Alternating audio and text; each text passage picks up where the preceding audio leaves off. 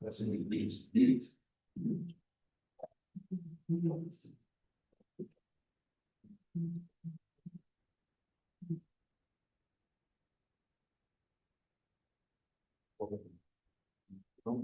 Perfect, looks like we're Good. Good. perfect. Please stand to the pledge.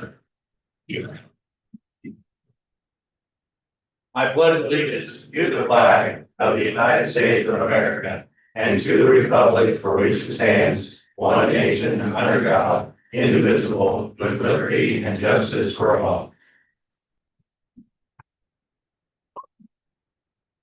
Good evening, welcome to the February 19th, 2026 APC meeting of Fountain County. Do roll call real quick, Mr. Harshbarger. Roll call, we're gonna roll call. I'm here. There we go. Mr. Phillips. Here. Mr. Mark Parker. Here. Mr. Rice. Here. Mr. Cunningham. Here. Mr. Schrock here. We do have quorum this evening. I have in front of you the minutes for the APC meeting from 1/29 of 2026. Any questions over that?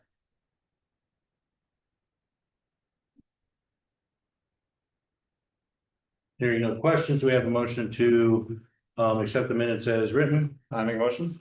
Motion by Mr. Mark Maltzberger. I will second. Motion by, second by Mr. Rice, all in favor? Aye. Opposed? Passes unanimously. I like that word, unanimously. All right. Gonna go through a couple of things. So first of all, we're gonna go to the public hearing for the amendment to section 2.11 of Fountain County zoning ordinance. Oh, we'll officially open the public hearing at 6:03 p.m. Meeting is public hearing is officially opened on the section .211, the amendment to section .211. Couple changes that were made. The changes that were made was changing the number on the minimum setback from the front yard from 60 to 25 feet there. Have any testimony on that from the public? Yeah. Oh. You talking about on 2.11? On 2.11. Yes. I think 1 acre is way too small. That's 43,560 feet, that's 1 acre. I think. Hang on one second. If you can announce your name and if you can stand over here, I just remembered that. Sorry. I apologize. I need to do better on that. So I'll use it. I'll use you. This. There you go. Hey, everybody here. There we go. Glad to be here. My name is Tom Creek. I live at 945 South River Road in Wabash Township here in Fountain County. And I think 1 acre on the subdivision, especially out in the county, and I'm not talking about in town, but I'm talking about in the county, is way too small. I think that it should be a minimum of 5 acres. And Are you talking, hold on one second, Mr. Creek. Are you talking about the subdivision ordinance? Oh, yeah, you told me, you said 2.11. This is up for right here, right? Correct. 2.11. Yes, and it says right here, minimum lot area, 43,560 feet, that's 1 acre. In an agricultural district. Yes, sir. Yeah, I think that's way too small. Okay. Right now, there's a subdivision, getting ready to break dirt. Well, actually, they have broken dirt half a mile south of me, and we're looking at putting 6 houses on 8.5 acres. Well, what that's gonna do to the local water table, it's gonna make it where everybody's gonna have a hard time getting water. Not to mention, another 6 septic systems that are going to be in the area. Not to mention the fact that part of those lots are on a bluff that basically goes from Portland Arch almost to Route 32. And when the water comes off there, it comes off there in torrents. And there's going to be a huge drainage issue. And this does not address that at all. Okay. And so I'd like you to reconsider that, please.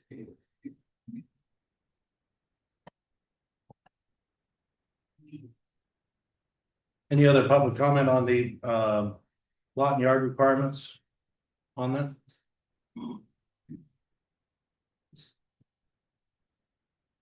Can I ask a question? Do I have to go up front? What's your question? Question is this regarding the this, a subdivision? Any lots in a subdivision, or is this just regarding residential? If someone I'll comes. clarify in- that in a little bit. Okay, thank Any other comments on the 2.11, the changes that were made, the change on it, those the numerics there on A of the minimum setback front yard in agricultural and in residential is 25 feet, and so it used to say 60 feet. Any other public comment on that? Well, I'd like to agree with Tom, though, I mean, an acre. Yeah, Your name? Troy Byerly, I live at 809 South River Road, just north of Mr. Creek. Okay. And I agree with him, acre, you know, if you're wanting to put a 2,000 square foot house on there. Then you're wanting to put a septic on there and a well, you know, your well has to be what, 75 feet from your septic? Okay, so now your neighbor, where's he gonna put his well and septic? I mean, it's just too much all encompassed right there in one area. So. Okay. Thank you. Anyone else have a public comment?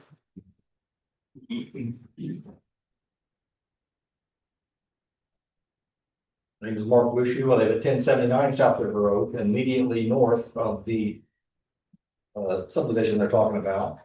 I just want to say I agree wholeheartedly with their statements.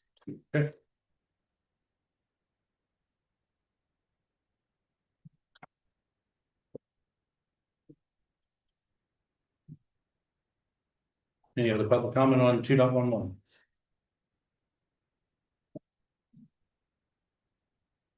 Before we close it, John, I'd like to ask each one of these gentlemen, what do you think is an appropriate size in the ag area?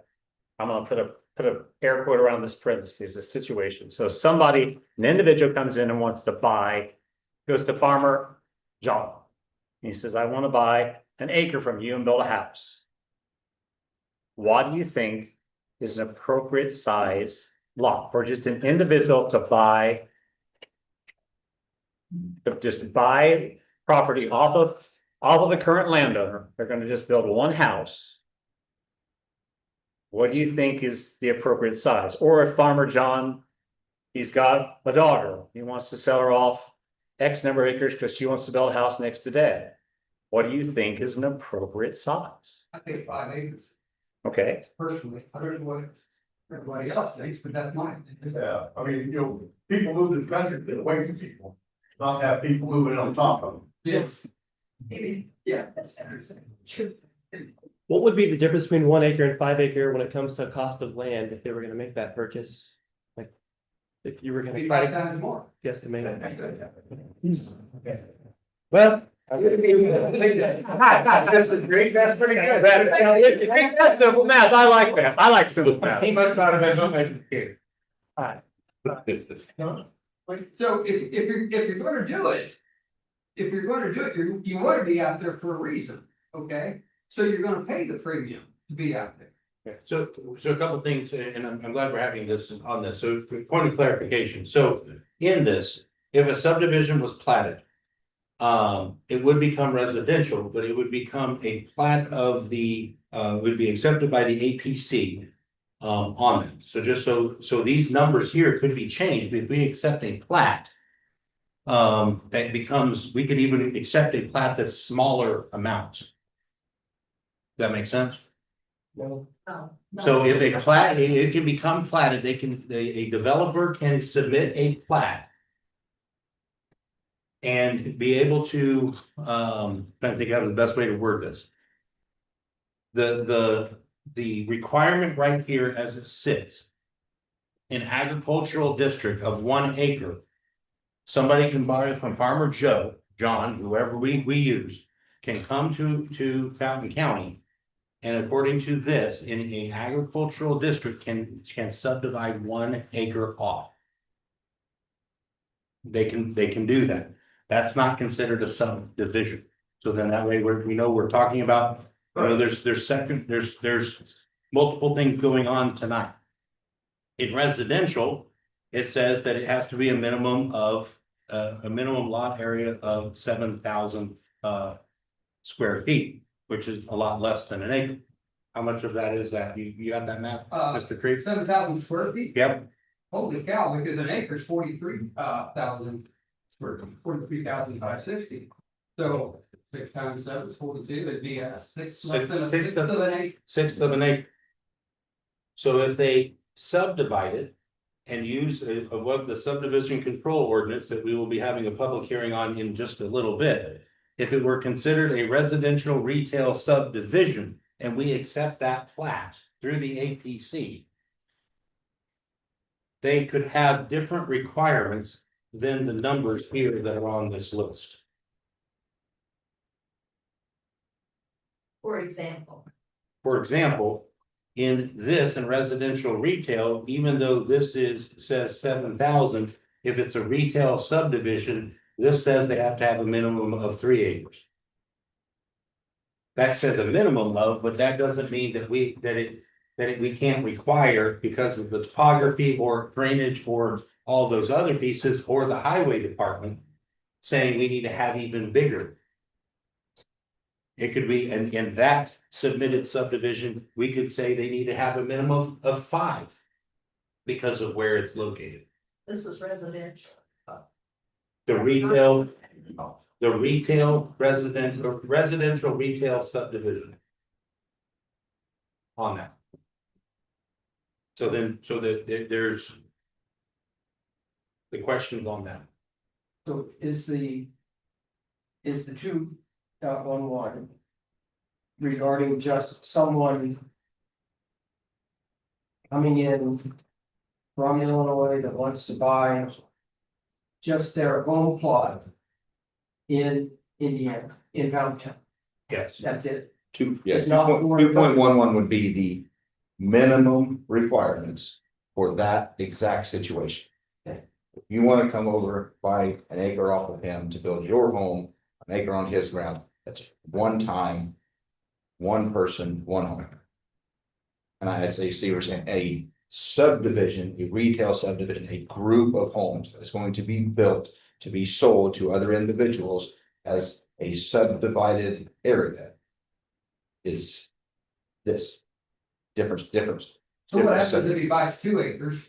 And 5 years down the road, somebody says, hey, can I buy that acre off of you?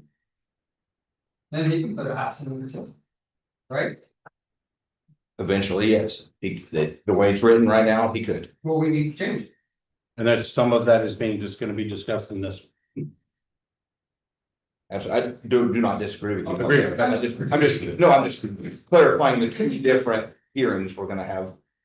So in their situation they're talking about now, what's that acre requirement for this that they're putting in or wanting to? As it currently sits, they have to meet the 1 acre minimum lot area. Okay, Because we do not have a subdivision control ordinance. We will be later discussing tonight a subdivision control ordinance. Okay. So if somebody comes in, let's play another one, somebody's not coming as a refugee from another state, let's say is Farmer Joe goes to Farmer Bob and wants to buy an acre off of him in agriculturally zoned district. Because he wants to put up another grain bin. He would have to have a minimum of 1 acre in an agricultural district. That's what this is, that's what 2.11 covers. The minimum subdivision, the minimum lot area is 43,560 square feet, 1 acre. Yeah, can I speak for just? Go ahead. Okay, well, I think when we look at this table for 2.11, to help you get a visual picture, and I don't think we've got a map of it out, but there's a zoning map for the county, okay, and each area is zoned, so we are zoned A for agriculture, B for business, R for residential, I for industrial, and L for dumps, Landfill. dumps, basically. So, all areas. So when we're looking at these numbers here, we're looking at. If we were looking at a map where the map was at and we had an R, a zone R area. Then those lot sizes inside the the R part of the map would be 7,000 square feet. If we're looking at it in the ag zone area, the A's, it would be 1 acre, 43,000 square feet. For reference sake, I'm just curious, and Amber, can you, what is in the Grub Lane, what is the, do you know the size of the lots there? They range anywhere from 1.2 to the. You've got some that are like 1.5, I think you've got a couple on the end that are a little bigger, 2 acres. So just south of, They're a little over an acre because he accounts for the roadway that's not taxed. So just because it says it's 1.2, they don't really have a full 1.2 to work with because of the roads, the right of ways. can you speak to the plat, maybe to help it? Well, I'm a little, nobody from the health department is here, right? No. So, when we were discussing subdivision ordinances before. Can you come up here so we can, I just want, we're trying to make sure it's on the, so people can hear. So when they were discussing septic systems more for these cluster subdivisions. First of all, people have to realize it's usable area. So just because you have an acre, you may have some ground in that that wouldn't support a septic. So it's gotta be at least 1 acre. When you're just buying 1 acre, splitting 1 acre from a field, like a 20 acre field. You don't have so many issues with your septic in your well, like you would in a cluster subdivision. So, for example, the one there on Ratcliffe or Grub Lane. You've got a 1 acre lot, and then you've got 4 lots around you. So depending on how they space where the septic systems are for each of those lots and where the person's well is, you can get into some trouble because your well has to be so far from a septic. So if it's not far enough from your neighbor's septic, then you're gonna have problems. And I think they're finding that there's issues with that. And I know the health department one time said that they recommended and things like that, the lots need to be bigger. So, and So, and I know some of the bigger subdivisions, especially when you get talking the apartments, like 4 to 19, that's considered commercial. And they need, I believe they need state septic permits. So that, that's even different. I know in some of the subdivision ordinances, they require, if it's a large apartment complex, they can require, they put in a central septic where all those homes septics go to. It's an engineered septic, and I know they're pretty pricey, but when you start getting those compacted pancake subdivisions, you really need to be careful with those septics. So I would recommend you bring in the health department to discuss this, the requirements that they need for the septic. But I know they think an acre is too low for that, just from my own discussion with them, so. Yeah, questions for us? I just, it's more of a comment than a question. Oh, Because I mean, look, we all, everybody in this room could agree on 1 acre. If you're building a 600 square foot home, 1 acre makes nice. If you're building a 4,000 square foot home, it's not gonna happen. There's not a grant. And I would think that someone that's gonna fork out the money for a 4,000 square foot home would realize that 1 acre. Now, something else I can speak to with the realtors that I talk to. Especially with it being in a rural setting with these cluster subdivisions.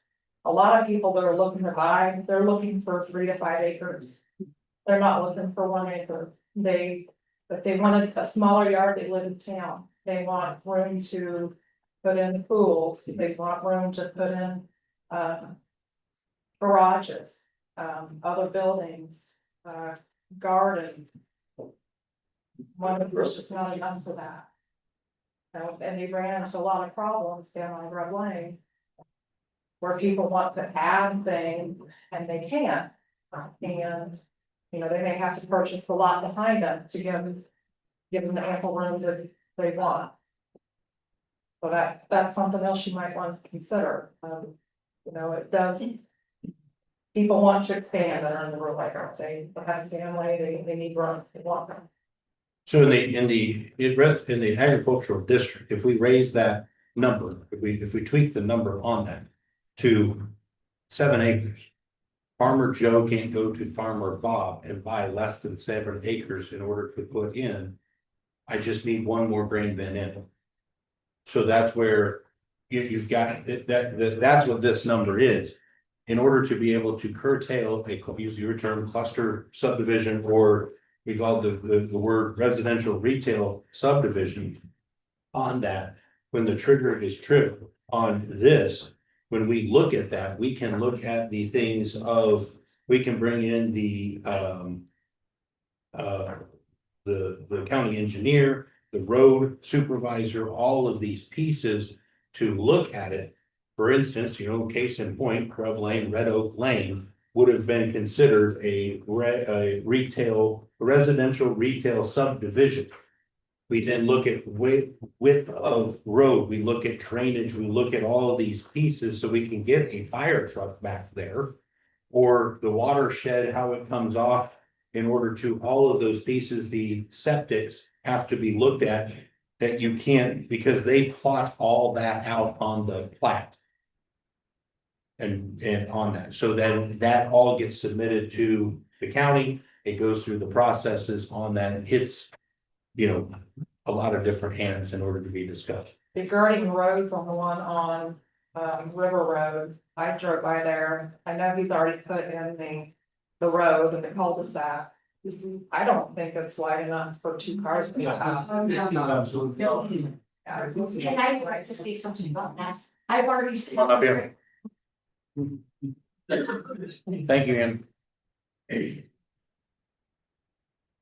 Hello, I'm Dawn Bushu, wife of Bushu. I live right next door to where this new subdivision's going in. And I saw them this summer, already have prospective buyers. And I know I've contacted you, Mr. Trump, to see if anything was filed, any plat or anything. You said no, none of this time, but he's already selling it. So I don't understand, the road's in. He's got buyers out there this summer. What's going on here? The subdivision of 6 houses, I asked his workers when they were clearing it, I said, I saw the pink flags for the septic testing and for where the wells are gonna go. And they told me 6 houses are going in with on 8.25 acres. And it's on a hillside. It's on a steep hillside too. How many acres did you say? 8.25. 18.25. Yep. 6 houses. Thank you. Any other public comment on this? Yes, sir. I'm Scott Callahan, my wife and I bought the property directly south of it. And built a pole barn. And we have water running back behind the barn from the hill. Runs down the road, down Wabash Chapel Road. I put in a culvert, the county wouldn't do it. He came and looked at it, told me what to do, so I bought the stuff and had a neighbor come over. We put in culverts all the way through my driveway. That water runs down the road terrible, and then I've got a waterway that's closer to this housing complex. And there's a spring over there. When they dug my basement, they hit 20 gallons a minute in my basement. And there's a spring just off of my property that's wet most of the time. And nothing's level on it. And I asked the guys that were working if they were gonna level all that down. They said, he didn't know. Said it's up to the owner, but I mean, it's all like this, and I told them they'd have drainage problems, but. And then they tore out part of the woods and just built a berm or whatever to build a house on top of a bunch of roots or whatever was there before, but it's a man-made berm that they're gonna put 2 houses on. And like I said, they already did the road and everything else, which I didn't know if you guys did anything about it or not. I'm new to the area. I'd just shut up.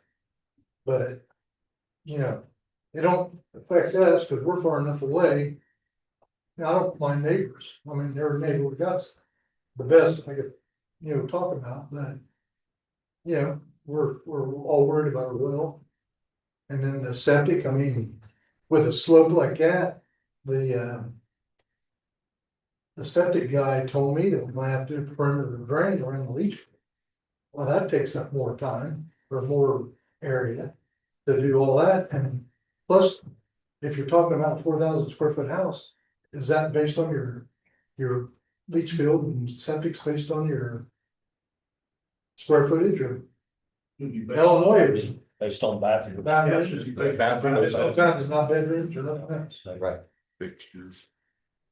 So that's our point of it. Thank you.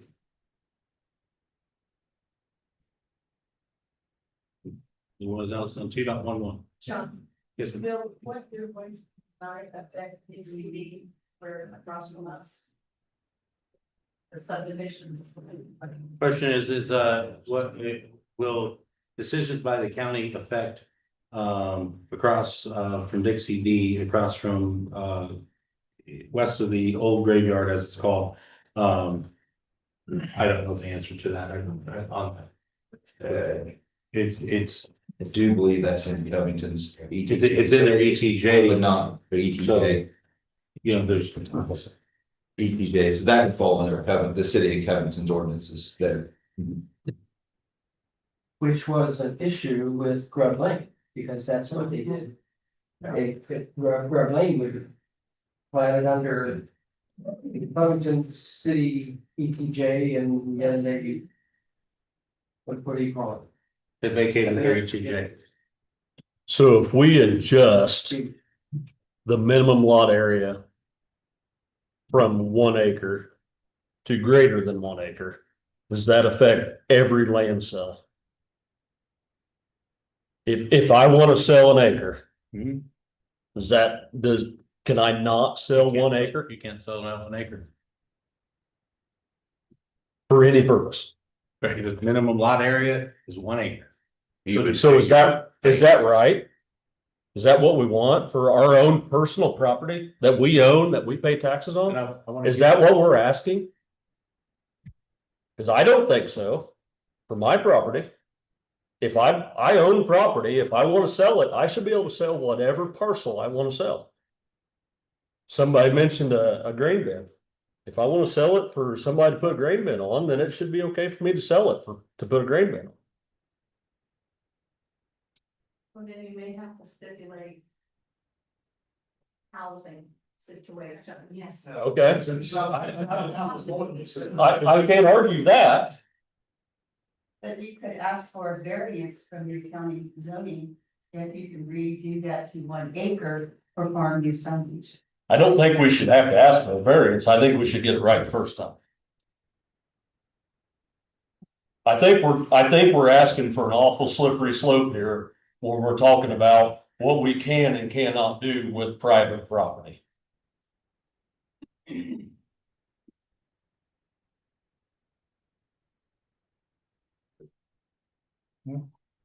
So for the public hearing For the public hearing, on 2.11. So Technically, the public hearing is only for the.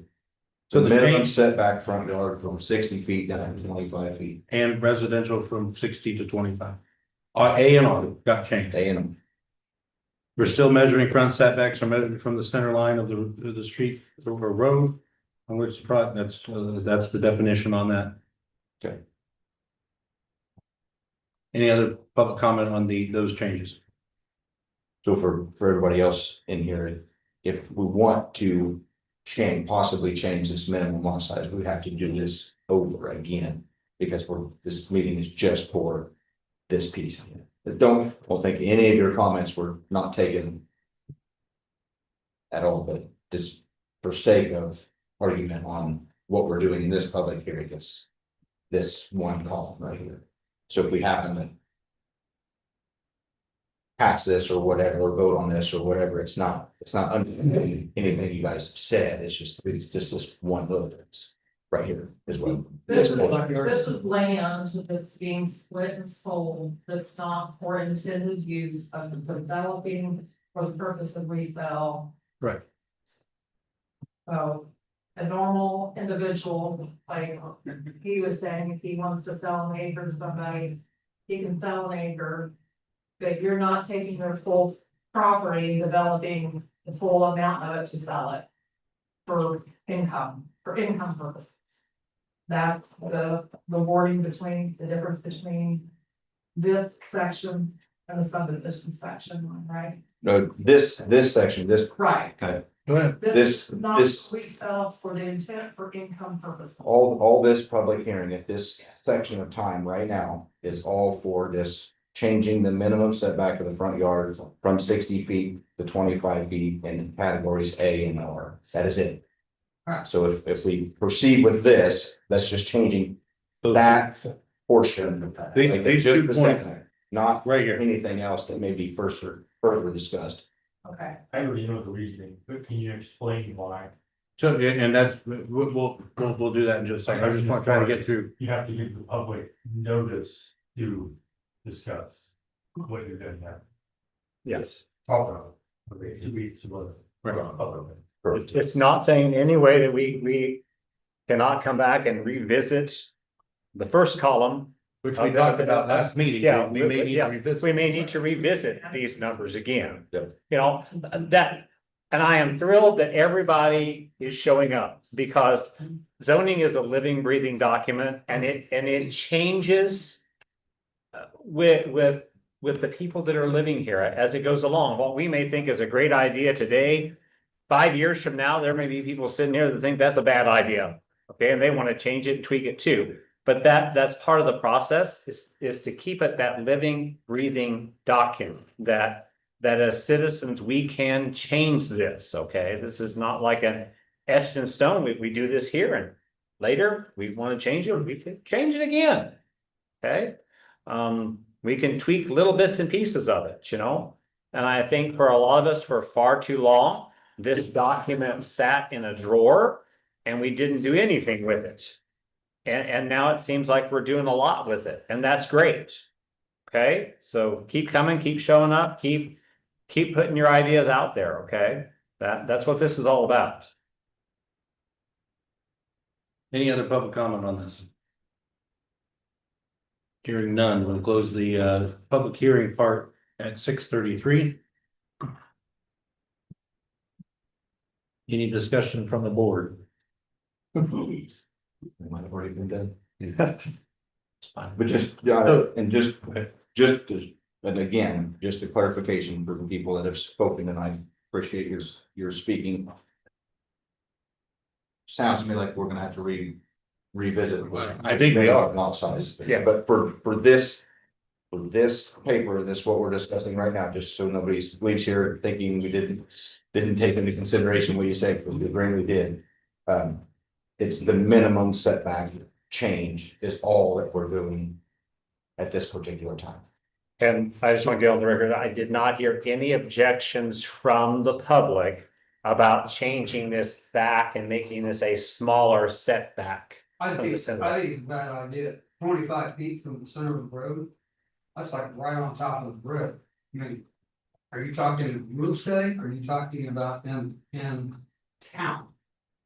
This is in the 25 ag, feet in a rural setting, I mean, you're practically walking out your front door and your kids are in the road. I mean, this is in the ag zone area. So everywhere on the map in Fountain County that is an A area. The front yard, but when we say front yard, okay, that's front yard if you've got a house sitting there. That's a front yard if you've got a grain bin sitting there. That's a front yard if it is a bare piece of land with no house there. That is that space from the center of the road to the setback. Okay, I think so, man. I think. Well, you got to account for the right of way on the road, which is typically 15 feet. Right. And then from the right of way of the road would be your generally set back. That's not what they Which we- right. No, This It's is. that's. So the, when you're, some of the property lines, when we look at the GIS maps. Some of the property lines go to some of the roads, some of them start at the right of way.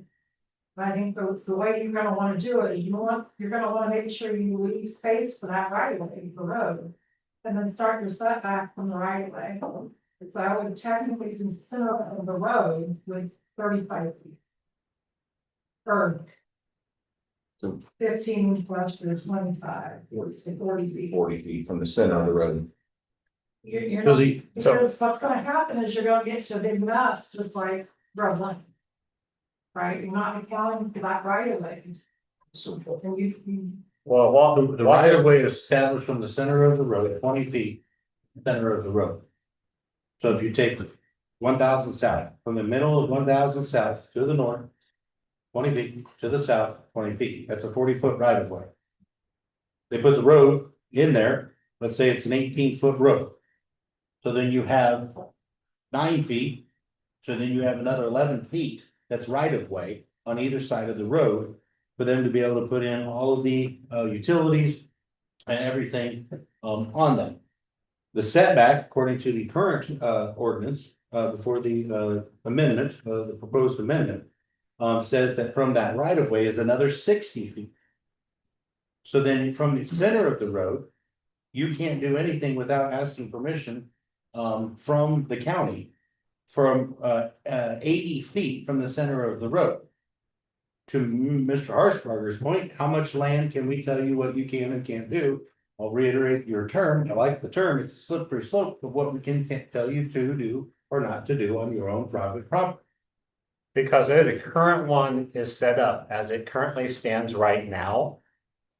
Fountain County government controls more than 9,000 acres of Fountain County by that setback.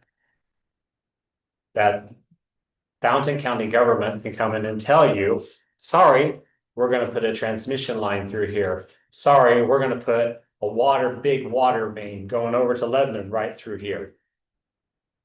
That's a massive amount, and there is not a single thing right now as it stands that you can do to stop it. There's nothing you can do to stop it as it stands. So when this was reworded, the rewording was it understood that state law in the State House, they said it's 20 foot from the center of the road. And then we added another 5 feet. Okay. That 5 feet's a nice buffer area to run any utilities you need to run for a small house, farmstead, anything like that. They want to put the new gas line for the gas company out there, want to put a gas line, or they want to put a new telephone line. They're in that same space, they can put that right down through that. Well, they can go through the right of way. Or they can go through the right of ways in there, okay, that's plenty of space. But by narrowing that down. Now then, they can't put a transmission line down through there, they can't put a big water line, they can't put a CO2 line down through there. If they do, they're gonna have to go to each and every one of you people out there that own land and say, hey, can we get you to go apply for a variance so we can put this gas line through here? Or this big water line through here, or this big power main through here. Okay, that means that every single one of you now gets to be part of the process. And it means that everybody along that section of road's got to agree to give them a right of way. So that was the thinking behind what this was doing. Because that's the reason we specified it just to ag. It's ag and residential. Yeah, ag and residential, it's just that space that, but it also covers that bare land that we've got all around Fountain County. That's still, that part that faces the road is still the front yard. I understand all that, but I think the developer out there on River Road, he's trying to cheat the system by putting this little 10-foot road in. So, And I don't disagree with you, but here's where we're at. We're gonna get to the second part of this. Try to keep them separate. They're very close, but try to keep them separated. We're gonna get to that other part of it. But understand that the system has failed, okay, where we're at now, it has failed because we didn't have a subdivision ordinance. If you go through our current ordinance, it goes there, there's a big blank hole. And guess what? All these developers saw that big blank hole there and thought, they don't have anything they can stand up with. And that's the problem. You know, what we can do tonight is we can try to set the stage and put in writing. Moving forward from this moment forward, what the future can do. Now, how we argue about this one specific development, I think there's lots of areas we could go to work on that, okay? Will what we do tonight change what that is there and any of the other ones that have broken ground? Probably not. Hey, I'm just gonna be real honest with you, probably not. We can only change from this moment forward. We can look back and go, golly, I wish we should have done that 6 months ago. But we're kind of late coming to the party. So we gotta play catch up and put in place some things for here moving forward, and then we can go back and try to play cleanup with what's already going on. Okay, I try to be very, very honest with everybody where we're at. Any other discussion from the board? Michael?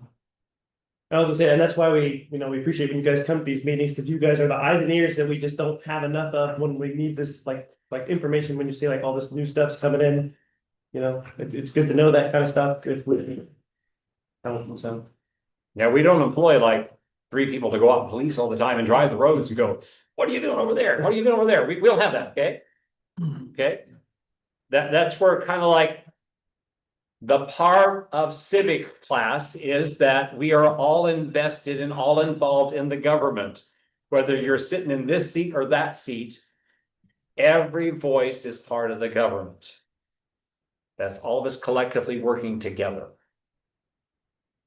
Mr. Phillips? Don't have anything.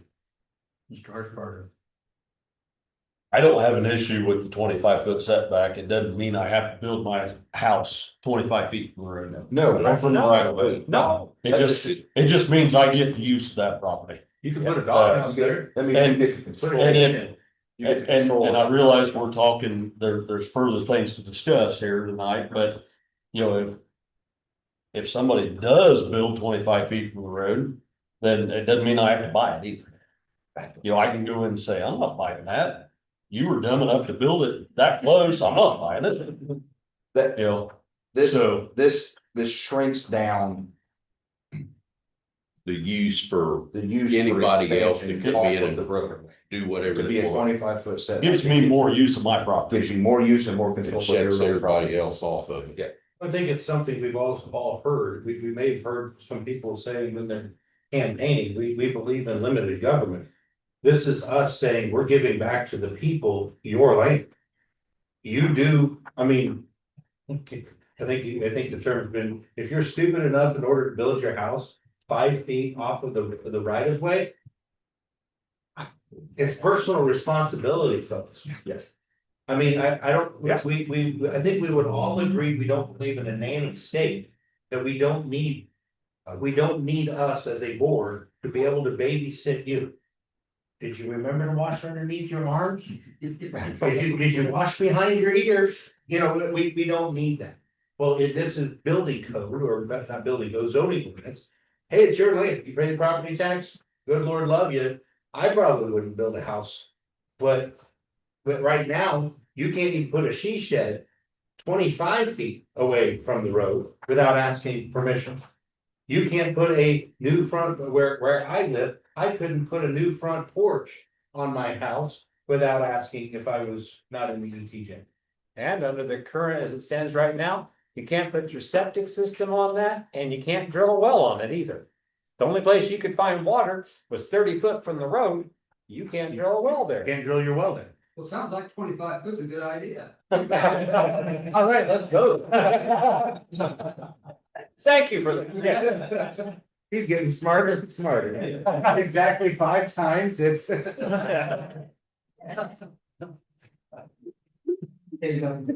Yes, sir. So does that mean you can't put a garden That goes through, I mean, 15 feet from the road. As it stands right now, and unless we vote to adopt this change, no, What about crops? that's a slippery slope. That's a slip, And that's another question that. But, okay, so, Crops, John, you say we got a bunch of county acres. We don't. so in Right, right. the way, It's all over the road. the way the ordinance states right now is 60 feet from the center of the road. If you wanted to come in and lay a pipe, if the county wanted to come in, just like Dane said, if the county wanted to come in and lay a pipe down through there, and you got crops planted within 60 feet of the road, they can go right down through there. And But you, garden, fence, anything, So if you it's plant, my issue as a county. Councilman is ditches, running water Mhm. and roads being destroyed. Yep. That's my issue. Right. And then, so should we make an ordinance to keep crops 40 feet from the road? that'd have to be a new ordinance we would have to discuss. That's That's gonna help Or- propose it. But I mean, you're in that position. Mhm. You're in that position too. I mean. Yep. Driver it Where's the question, should it be less than 25 feet? for crops. Yeah, for ag, should be less than 25 feet. No, I'm just saying, yeah, there's a lot. I guarantee you, I got there's a lot of fence, places it's I got 50. fence closer to 25 feet, Yeah, sure. to your point. But anything less than 20 gets into the commercial right of way.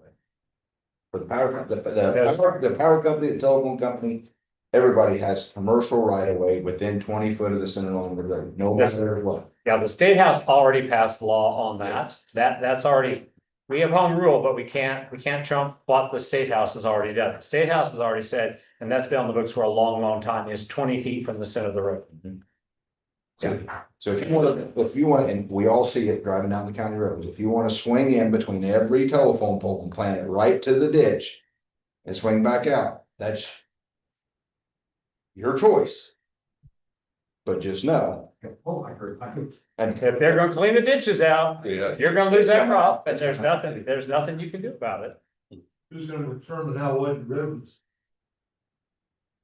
In what situation? in this subdivision? Well, we're gonna get to that in the That's other a part. great question. Cause they've already surveyed and got the stakes out, and there's 6 lots. And the road's already there after the survey. So let's vote. Yeah, but we'll get to that. I know where you're at. Any other discussion that we needed, board wants to have on this? I had a quick question. You originally said 6:33 was the closing time for the hearing. Did that change because we continued discussion? We're having a discussion. Okay. 6:33 was the close of the public hearing. Oh, the public hearing. Yeah, my bad. I just. Yeah. Exactly 5 times, man. With that one. We're gonna have to get a plaque for you, Mr. Kramer. Any other discussion? I hear a motion. I make a motion to accept the proposal. Motion by Mr. Maltzberger on to accept the amendment to section 2, to accept the amendment to section 211. Do I hear a second? I'll second. No. Mr. Phillips. Seconds. Any other discussion on the motion? All in favor? Aye. Any opposed? As that word passes unanimously. All right.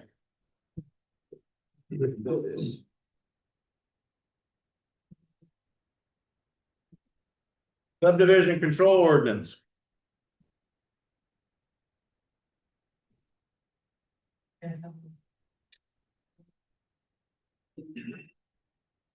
Open the public hearing at 6:50 PM. Let me go ahead and frame a little bit of this. So this is, we've heard different terms tonight about cluster subdivisions, or as in this says residential retail subdivisions.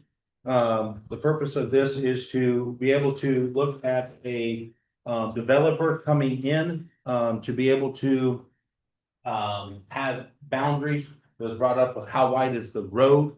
Well, the road would need to be considered by our road supervisor, our road superintendent, because there's going to be so many homes back there. It's gonna be connecting two busy roads. Is it a cul-de-sac?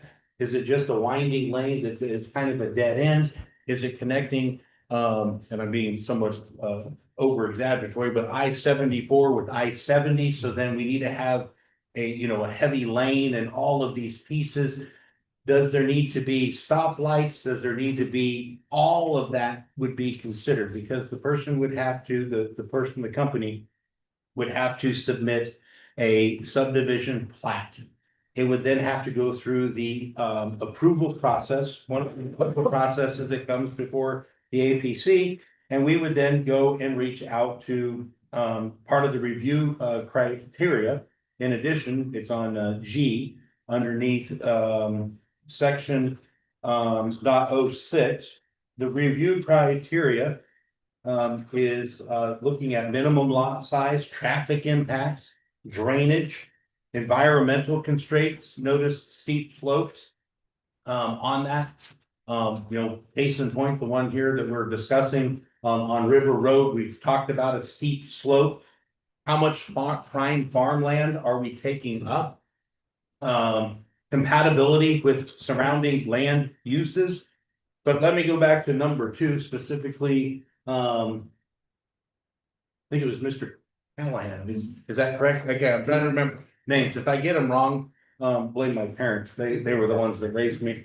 But the road access, well, that would be something, is if it's 7 homes on a cul-de-sac, our road superintendent, road supervisor would tell us how wide that subdivision needs to be. We've got 2 firefighters, myself and Mr. Harshbarger. We want to be able to get 2 tankers to be able to come in and out at the same time in order to be able to do that. Because when the guys are in the fire, the firefighters are in the fire, we don't need to run out of water. So having 2 tankers to be able to pass at the same time and not knock off each other's mirrors is probably pretty important. So those are pieces. We need to make sure that the road can withstand a tanker, because I was told water is heavy. I don't want to get my toe run over by a tanker. So those would be all pieces on that.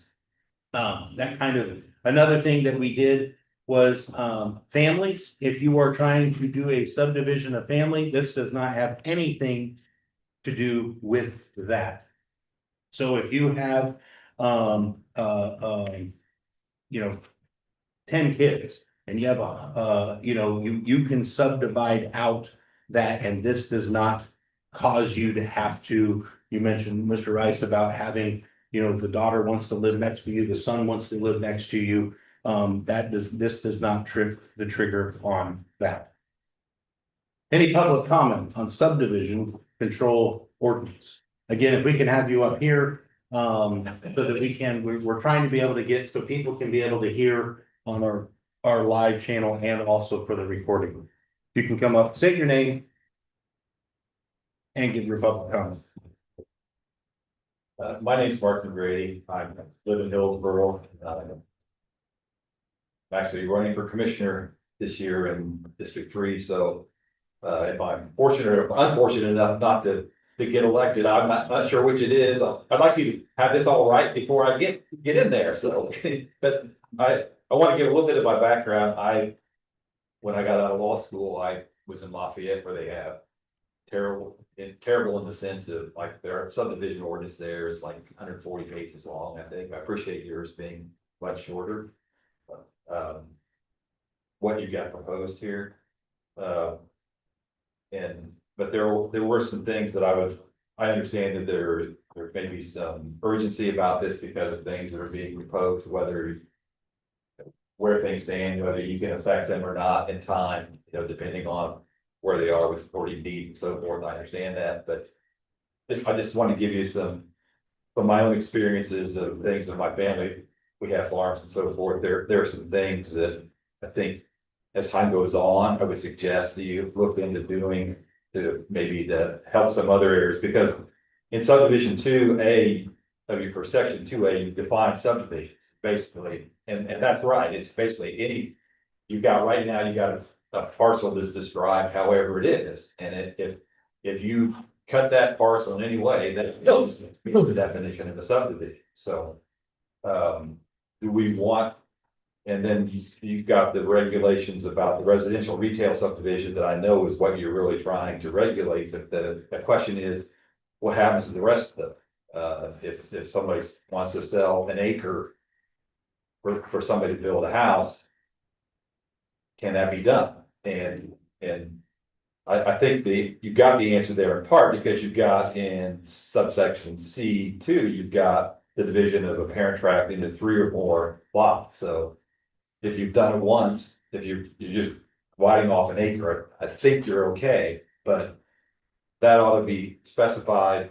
And one of the things that ought to be there, I think, is it talks about the parent tract, and I think you ought to define what you mean by parent tract. Basically, I looked at Boone counties and what they did there, basically say the parent tract is at a certain date. So when you pass the subdivision ordinance, that ought to be your date for your parent tract. So you've got your map of all the things are. And so that when they sell one off, because you basically allow 3 to 5 years. And I would, it's before you get into the heavier regulation.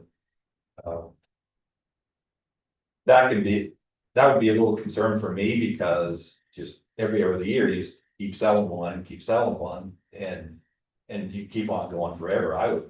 I would suggest one of the things Tippecanoe County does, there are a lot of things I don't like up there, but they have a parcelization process that's a lot less involved, where basically you can split up to 4 tracts off. And that's it, I would suggest maybe looking at a number versus a certain amount in a certain number of years, because then you just keep, every other year, you end up with a subdivision if you're just patient, so. But that's a suggestion I have. Tippecanoe County and Montgomery County both have provisions that basically exempt from the subdivision ordinance agriculture, if you're doing something for agricultural purposes. That I have a farm in Montgomery County that, and one of my brothers has the next one. We swap things around so that basically so that the ownership could be consistent with what my other brother, how he farms. So I think there ought to be an exception in there for bona fide agricultural use as well. So that would be another suggestion I would have. And one thing maybe to look at is limiting the number of parcels, number of splits, depending on where it is. I live over at Hillsborough. There's some splits going on there in between Fountain Central and Hillsborough that I think are nice, it really has, and so that kind of stuff in my mind should be encouraged. So, but that's on a state highway. It's not burdening the county in terms of having to fix up the roads and things, so forth. So maybe down the road you think about whether you have a limit on how big a subdivision can be on a gravel county road, or not allowed at all versus in on a state highway to be into a school. But I understand, that, so those are some of the things I would look off. And another thing, you've got the family thing, but where they can sell without having to comply with the more regulatory department on splitting it off. If you're conveying to your immediate families, you've got it fine there. But my mother bought a farm from a person who kept his own land. He kept the acreage around the house, and I'm not sure you've got that covered right now.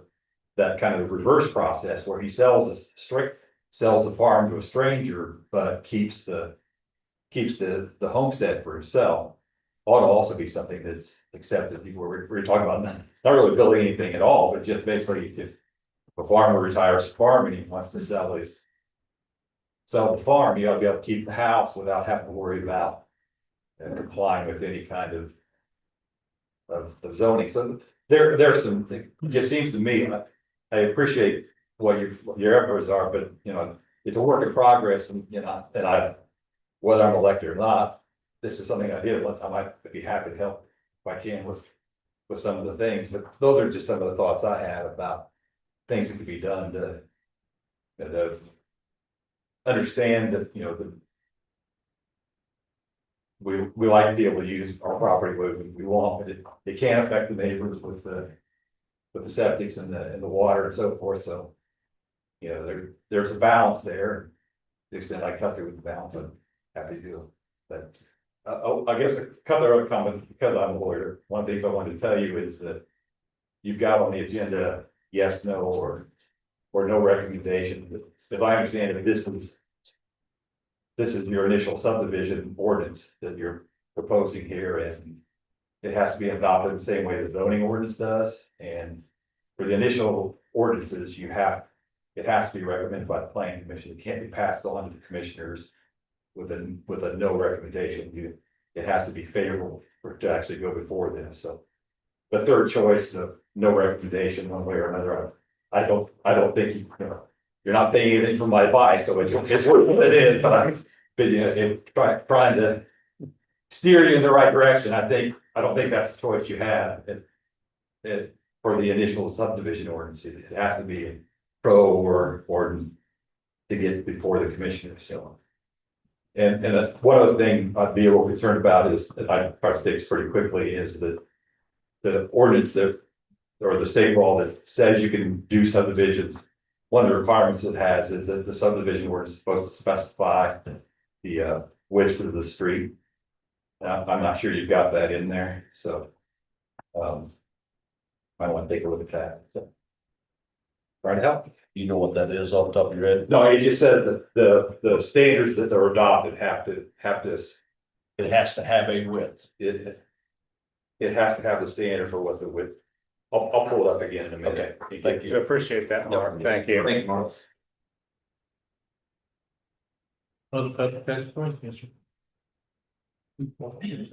What's your important meeting? Well, I like the ideas.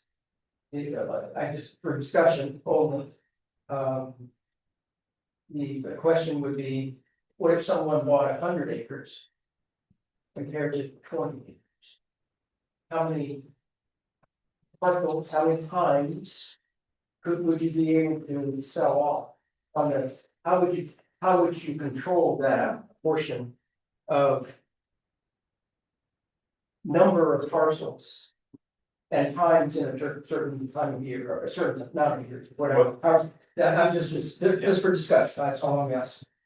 Maybe I'm speaking out of turn, but my suggestion was not to do it based on the number of years, because then you could just go over time and just keep splitting it up, but rather basically say, in fact, when you adopt the subdivision ordinance, and if you want to allow, you talk in here about they can split 3 times. That would be it forever. You basically would have a map that you could keep, the area planning commission would keep a map that shows what the lines were on the date you adopt the subdivision ordinance. So they could then see if it's been split more than 3 or 4 times, whatever number you want. And you already got and you don't have to go through the subdivision ordinance, but they still have to qualify for the minimum lot size that you've got in your zoning ordinance. So they can sell whatever lots they can sell somebody to buy. But once they sold that number that you allow, without going through the full process, they're done.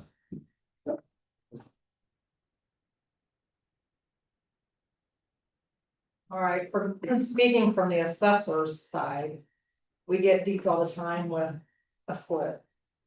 Is this going to change the administrative policy on any split that comes in to our office for transfer if it's already been sold? So if somebody's gonna split an acre off, are they gonna have to come to the planning commission first to have approval before it comes to the assessor's office? Because if we do that, that's really gonna bottleneck property transfers in the county. And I wanna make sure you're considering that. And I think in some of the ordinances I've seen, they have administrative splits that are allowed, like if you're splitting it for ag, or if you're splitting it for due to probate in court. I mean, are these things that you guys are gonna have to approve before we split? And if that's the case, you're gonna have to have some sort of a sign off approval process for every split that comes into this county, whether it's one split or two splits.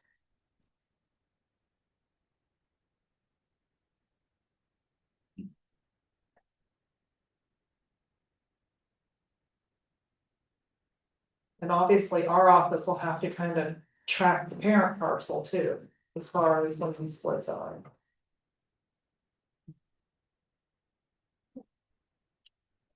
So that calls more work for you. Well, it doesn't really cause more work for us, so we don't have to do it anyway. It's just gonna bottleneck how fast the transfers are coming in. If people bring in a transfer, you know, a split, it comes to Linda and Linda to approve it. It's all done one day.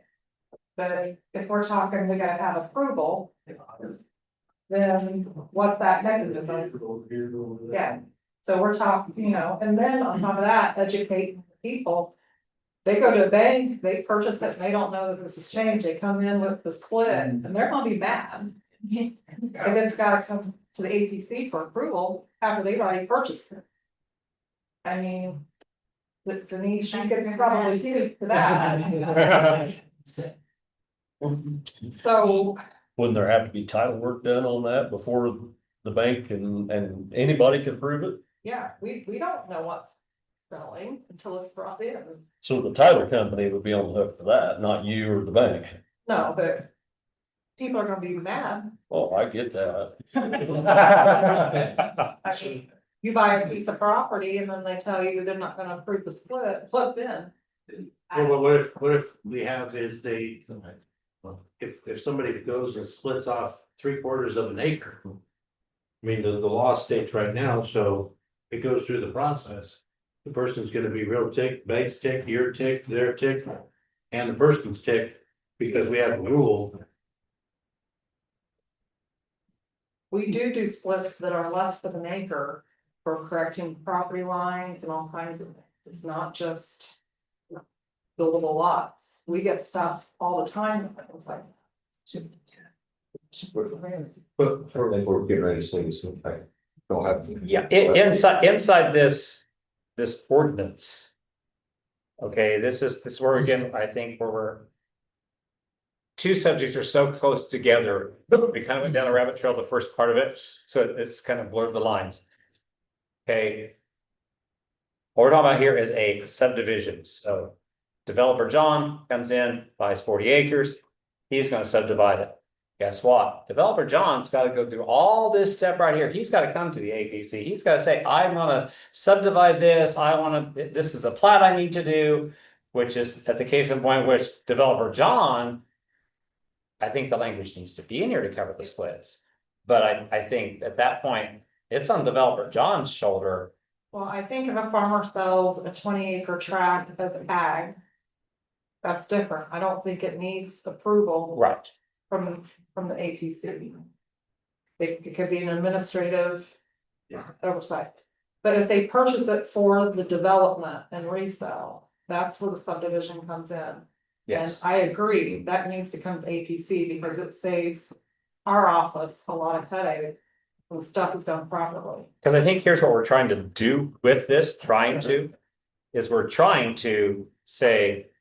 This is this very specific thing. Right here. All the rest of what's going on. You can keep on going and doing it like we're doing it. I think to Mark's comment. You know, about we gotta have some verbiage in there. Yeah. What's accepted. From the process. Whether it's ag or it's probate in court. That way you're not bottlenecking the process of every split that comes in. Where do you believe that in this ordinance that if a farmer were to split it, where does it trip the trigger of residential retail subdivision? It would be whoever purchases it, if they purchase ag land and they want to put in a subdivision. They would have, they would have to file with the APC for a subdivision. That's the trigger. You have a definition of subdivision that says any split of ground in parent tract. And I agree that your regulations are about the other two, but it just doesn't say what happens with these other subdivisions. You define all these between farmer transactions as a subdivision, but you don't say is it yay or nay? It says it's a subdivision, but it doesn't tell you what to do with it. So do we just need to add verbiage in 2A that says something along the lines of for any other use other than ag? Well, I mean, there's lots of ways to do it. I mean, a typical subdivision ordinance will have a bunch of steps. Neighbor to neighbor, they're not trying to build, they'll have big transactions, they'll have ag. And I agree with her that then what a lot of them do, then they will say, for those types of things, you've got to split. You don't have to go before the APC, you go before the zoning administrator and they sign off on it and say, yeah, that's okay. They've got to have some kind of piece of paper that says, this has been looked at and approved. Yes. Oops, sorry. Mr. McGregor, I got a couple questions. I want to make sure we get it recorded. I'm not trying to interview you or interrogate you. So if you don't mind, so we can hear on that. So you're saying is in yours, so if a subdivision happens in 2A, then that's what the definition of a subdivision is. And so you're thinking is potentially they're gonna have to show up before the APC to subdivide a parcel? No, I'm not saying that. I'm saying, right, your definition in 2A defines subdivision, and it is accurate. A subdivision is any division of a tract that exists on the time you adopt the ordinance, but then it doesn't say, it tells you what happens if you have a residential retail subdivision. You have to go through these steps. What it doesn't say what happens if it's something different. And that's what I'm saying. You cover the differences and let people know when they're doing one of these other subdivisions, a splitting of a tract, to not use the word subdivision, that it's okay, or not even necessarily for farm tract. You got an exception for 3 and 5 years. That's what you keep. So somebody could sell their first one. It is a subdivision, but it's okay under this ordinance because they only split off one parcel. As long as it complies with the zoning, they can do it. But you need to, there needs to be some way to approve that's an exception, so they can move on without having to go before the agency. It seems to me there's a gap there that needs to be covered. So we're creating a process that, so right now, somebody comes in and maybe, I know we got somebody from the auditor's office and the assessor's office. So right now, somebody subdivides, does a division of a tract or parcel of land into 2 or more lots, tracts, or parcels for the purpose of transfer of ownership or building development, whether immediate or future. I want to go buy the property at 300 west and 1,000 south, and I get X amount of acres. What's the process right now? I go to the owner, I get the owner to agree, I get my surveying done, I go to the bank. And I talk to the loan officer, they like me, I got the paperwork, I get the money, we all that, but when it comes to the county. Who do I go talk to first? Assessor's office. So I go to the assessor's office. I file what paperwork, Amber? Well, actually, go to the recorder's office first now, and make sure that all the reporting requirements on the deed's good.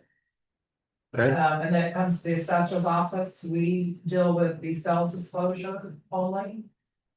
And then it goes to the auditor's office for the transfer, and it's transferred that same day or the day after. If it's a split, Glenn checks with Linda to make sure that there's not any issue with the split. And then it's done. I mean, once they go to when they take it and they record it. So they transfer it and they go straight to the reporters and they report it. So we walk in And then the paperwork comes back from her and she splits it. So if I understand correctly, so we can make sure we're getting all on, so it's, we've got people watching, trying to be able to listen. So a person comes in, they go to the recorder's office first. Then they go to the assessor's office. Then they go to the auditor's office. The auditor goes and checks with the assessor's office. They come back, they get in and be able to do that, and then they take the paperwork over to the recorder's office. Yep. It's done. Yep. We're now asking to put in another process. We're now enlarging government. In another process that we're gonna put into the subdivision control. Why are we putting the government into this? I ask myself that question. Because right now they can do this. This creates a residential retail if they have these pieces, if they are doing residential retail. Now, when it comes to subdivisions. Linda cannot split until the subdivision is signed by the APC and recorded. The land's transferred already. So like what Brian was saying, right now we have definition of the subdivision. Right. And then 2B, immediate family subdivision, 2C, residential subdivision. But technically, any device of land is a subdivision. It is. So I think we need to add in here to have it on a CYA basis. Agricultural land for farming or agricultural practices would not fall under the subdivision ordinance. Because it is an agricultural use on agricultural land, sticking with agricultural use should not be defined as, I mean, I don't wanna tell you that you can't buy, or I don't wanna tell Dane that Dane can't buy 3 acres off of me to square up his farm from my field. That's not what we wanna do. But that's not- all what we're trying to do here, but it doesn't say that in here. And I think adding that verbiage would make sense because the guiding document that guides what we're all wanting to do here in the county is that comprehensive plan. And the part of the comprehensive plan is still to keep this primarily an ag county. So I think adding that verbiage in there, if it is for agricultural purposes. Bear in mind, that's gonna be a gray swamp that we're probably gonna get drug into. We're never gonna want to try to call it. But to use that word, at least it's a big gray area that we can all sit here and go, no, I do not think that is ag, okay? Massage parlor is not ag. So, but I do think adding that verbiage in there will keep a clearer definition. I still think there's a lot that Mark has said that has great value, that I think moving forward with this document to clarify it more, I think would be great. I think on the upfront side, I think trying to make fundamental changes that are in a broad enough area that we can still keep them moving forward, that we don't get dragged into the quagmire like we had with solar, where we spent months and months and months and months and months, and this went on for years and years and years, and we got nothing. I think if we can say, I could be happy tonight if we added ag to that to clarify that up. I think we can live with that. Please also include forward. Like Okay. surveys and. Okay.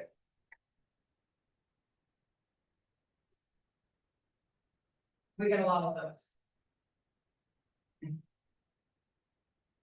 Kind of an odd scenario. What would keep me from buying, say, 100 acres of farm ground, subdividing it by the years that I can, and all of a sudden, I don't want to build houses. So one of the things in C, section .02, C, number 2.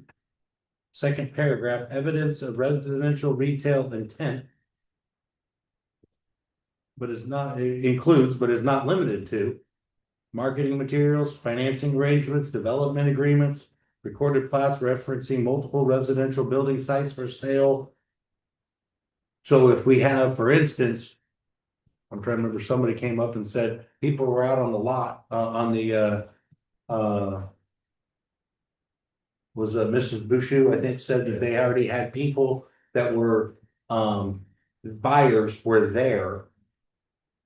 You can say what you want, but you bought it in order to turn it into a residential retail subdivision.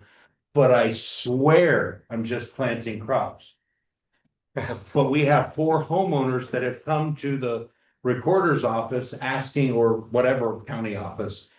There is that you can say what you want, but Say, I played the long game. And this is 5-10 years down the road. Now, dividing it off in one of those sections, and now I'm ready to pull the trigger. Is there anything that we can do? I understand that, yes, we can say that is, you played the long game.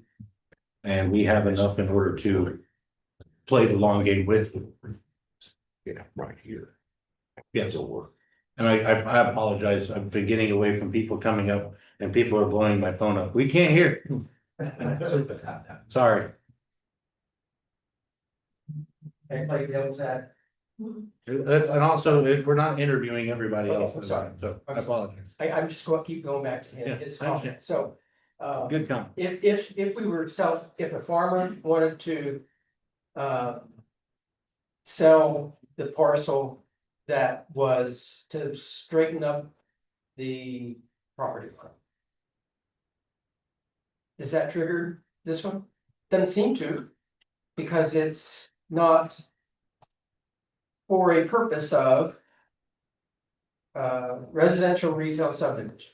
It doesn't, It doesn't. it doesn't, but Does it's not not, trigger this. but it's not in there that to say it does not.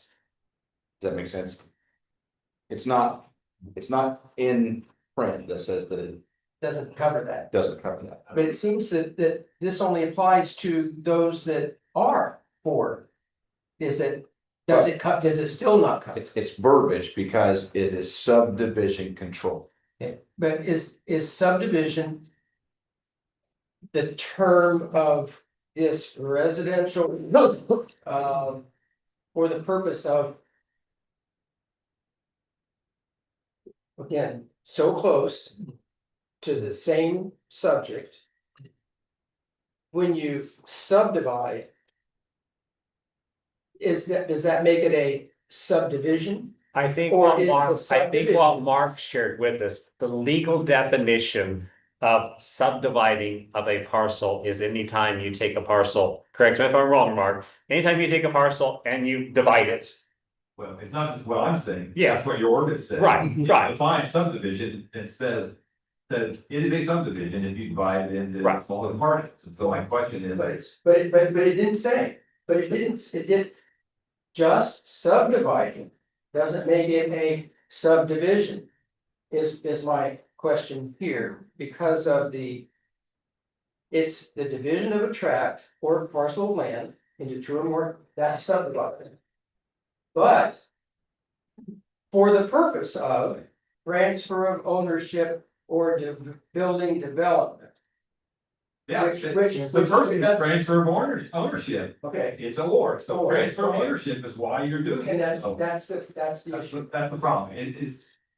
We're including things that it's over inclusive.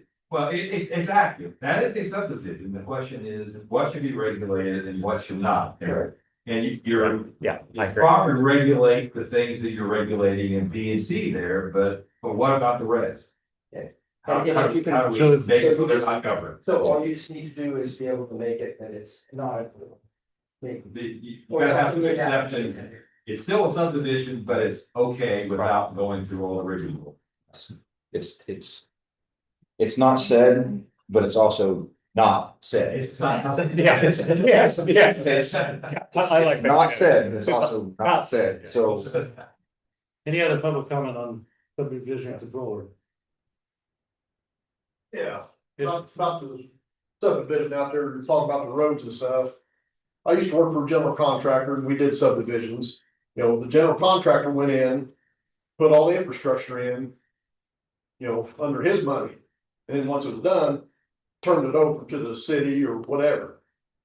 Okay, we got this guy out here that's already put this road in, you know, it's only about 10 foot wide. Did he do it to any codes? Did he do it to any county codes? So when he's done, is he gonna turn that road over to us, the county? And then when it starts crumbling, are us taxpayers gonna have to go in there and redo that road because we didn't hold him accountable to begin with? Which is the same thing that happened out here right now. Yeah. And The commissioner would have to agree to take the road over, and I would think that they would. Have the county highway determine whether or not it met the requirements for county roads, and then. I don't think they'd wanna maintain that. Then it falls on like a HOA type thing, the homeowners around it would have to maintain it. Yeah, don't, just like they said, though, that, you know, we got 2 firefighters here on the board. You're not getting 2 trucks down that road. No way. Well, and I think section G back here, review criteria, road access and traffic impacts is again where it has to come before. You know, you trip the trigger, you bought it, you want to plat it. Then it trips the trigger of, oh, guess what? Now you've gotta meet some criteria. So you're gonna have to come sit before the APC, you're gonna sit before all the neighbors, people in the county and says, hey, to that road that you're putting in, is it gonna meet it? But here is the reality, and I stress this again, because I don't want people to go away mad, because they're gonna go away mad. But there is nothing on the books right now. There is no subdivision ordinance. We have no governing language. Okay, so as terrible as that development may be, and as problematic as that development may be, right now, we don't have anything on the books. Let's get it on there. It's not retroactive. And it's not retroactive, it's not gonna go backwards from this day, okay, it's gonna go from here forward. But it's not gonna go backwards. But the health department can go out there and say, hey, you know. You need, you know, have they done a perk test for their septics? You know, that's gonna determine the size of their septic, the size of their leach field. And I would think that the drainage board could get involved in this situation with. How the water flows off and the impact it's gonna have downstream. I would think that board could have some impact and say to be some roadblocks along the way and some Right. stopgaps. I think there may be some verbiage in there that's already in existence under the state that could help them. Yeah, so I mean, there's nothing in here, you know, cause it's already started. But yet we can make some roadblocks, that's not gonna be smooth sailing to finish. I think there's some. I'm not disagreeing with that, but what we're discussing right now is what we're doing for the future. I'm not, it's not a disagreement to you. Yeah. But what could and should have, and I can't, we gotta discuss this, so. Any more public comment on subdivision control? I'll try to be real brief. I Can you go? found Montgomery County's, they've got a very similar definition as subdivisions, and they have 6 words to their definition that I would suggest to deal with the agriculture problem. It says, parcelization for agricultural purposes is exempt. And then, please. Parcelization for agricultural purposes is exempt. And we would also add court orders, it seems like too, right? Can you email that so we can, or you said that's in the Montgomery County? Yeah, it's in Montgomery County's, in their definition section, which is very early in the ordinance, Okay, their subdivision ordinance. thank you. Thank you, Mark.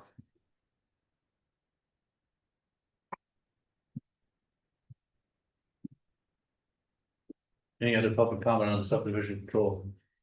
I guess adding to what Dane said, I was like, can we all agree that something to be on the books is better than having it as it is now, where people can come in and do what they need to, and we could get it something on the books so that we can come in and amend it later as we find out things that need to be done to it and flesh out that language and verbiage and whatever is necessary. Yeah, Yes. because on the timeline factor, so we drafted this. And everybody's input was great and valid, and everybody brought a lot of good things to the table and amendments that we want to do with it. Okay, but under the timeline, it has to be published, then it has to go through the whole process again, and it's more months down the road. And then that's one more development that's gonna come in and break ground, and they're gonna go, hey, we got here before you filed your stuff, so ha ha ha, can't do nothing with us now. My feeling on this is, I think what Mark provided needs to be added. Okay, I think a chat from this office needs to be added. Okay. And I don't have a problem with, for me personally, saying, let's pass this one tonight, and then next month, let's open up and we'll just edit the one we just did, and we'll put those things in there, and we'll just keep it living and breathing as we go along, okay? So that we don't get behind the proverbial roadblock and they're bulldozing us over because we're slower than a snail to get caught up. Right. And at some point, we'll maybe get ahead of the game. I mean, there's a lot of bad actors out there, but that's how I feel about it, okay? And you can chew me up on Facebook, I don't care. Is there any other, that's my feeling on it, okay? Is there any other public? Can you change this to 5 acres if you're gonna vote on it tonight? Any changes we make, we'll have to go back through the whole process all over. But we can do it next month. We can do it next month. Y'all come back next month and we can make a whole bunch of changes, okay? And Yeah, then we like next having the month we can file feedback those regardless. I mean, we like having the feedback so that we know what can. Something needs to get in place, real quick. Yeah. I got something else. Yes. The whole mess with this was, this property's already been subdivided when we bought it. We bought half. Another people from Illinois bought half. And then they got divorced and sold it to somebody else. And now he's the one that's done that. So it's our problem. Because I didn't come around and ask for money to buy the other half of the acreage, I guess, but. I mean, we had no idea, you know, we thought we were gonna have one neighbor. And that's fine. I mean, every neighbor we got's good, but now we're gonna maybe have 6 and. You know, I didn't know how that, everything over in Illinois goes through a committee. You know, you can't do nothing without a permit. And in 2020, when we bought, first thing I did is come up here. I said, what permits do I need? The only permit, you gotta have a septic. You do whatever you want. I thought. Great. Well, everybody else can do whatever they want. Yeah, I mean, something needs to be kind of trickled down into some kind of, you know, People take advantage of it. yeah. They I mean, really do. The American dream is to own land, and I wanna do what I wanna do with my land. I don't blame, you know, if I wanna sell it, whatever, but. You know, you're gonna die and your 5 kids are gonna fight over it and see who is gonna make a killing off the housing division or whatever, so, you know, I think it's a mess. That it should have never got to this point, because, you know, we didn't buy the whole acreage, and we were asked. And he said, and the realtor said, will you take half? And I said, yeah, I can afford half. So we took the half, he said, I got the other half sold. Well, then that don't last, so somebody else comes in, wants to build 6 houses. And that's my problem. But I can live with it or whatever, but that's why we're here. Any other public comment?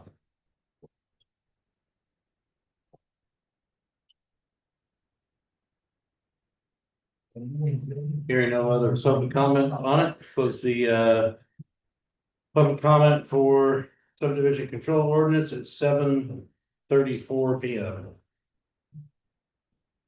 Discussion by the commissioner, the board, commissioner, vice and planning commissioner. So can we make any changes at all tonight from what we've heard, like from Mr. Not if we McGrady? pass it tonight. If we Okay, want to okay. make a change, whether well taken or not well taken, we would give, what was proposed to be voted on tonight was this. This is what we can vote on tonight unless we do. We would have to republish. If we change one word, make one correction to a misspelled word. Add the verbiage that has been asked for us to put in. Any of them. Yeah. So I guess we have an option before us. Is, do we want to pass this? And say, hey, we're gonna move forward, this is worth moving forward on, and then it will go up to the commissioners. Or we could say we want to make the changes and we can do a special meeting. In order to be able to get the changes for you, because we want, we've got a couple options in front of us. Or we can wait till next month and. I think it'd be good to get something in here now. We can pass it, come back in a minute. Absolutely. Yeah. Well, Anytime. And we can amend it next month or the month Yeah. after. We just have to advertise. Yeah. Anytime. We have to advertise any amendments to it. Yeah. In accordance with Indiana. So we've had some good comment. Yeah. I think everybody in the room probably agrees that we need to have something to stop some of what's being talked about. So we can pass this, or at least vote on it. And then we can come back and amend it with some of the good comment that we've had in a month or two. Well, we have regular scheduled meetings, well, that's what we could do a special meeting. If we want to, if we feel that this is not substantial enough. Or, If you passed it tonight, it would go to the commissioners March 16th. correct, And that's the first time it if could you be. passed it, it would be effective Good. immediately. So I don't know if you can get a special meeting in before I don't think I can get it advertised and processed through. you're gonna have the 15 days for advertising. Yes. 14 days, whatever. And then you have to have it in by Friday for the next week, so that's an additional 7 days. I mean. And I also I kind of feel like this group of people. They're gonna hold us accountable. They're gonna go, hey, you were saying that you would take Mark's advice and our advice, and if we would amend this thing, it's a living, breathing document. Remember that statement you just said? I'm gonna hold you to that, yeah. I think we need to look, I think we need to look through what we are, the defining for agricultural, exempting agricultural purposes.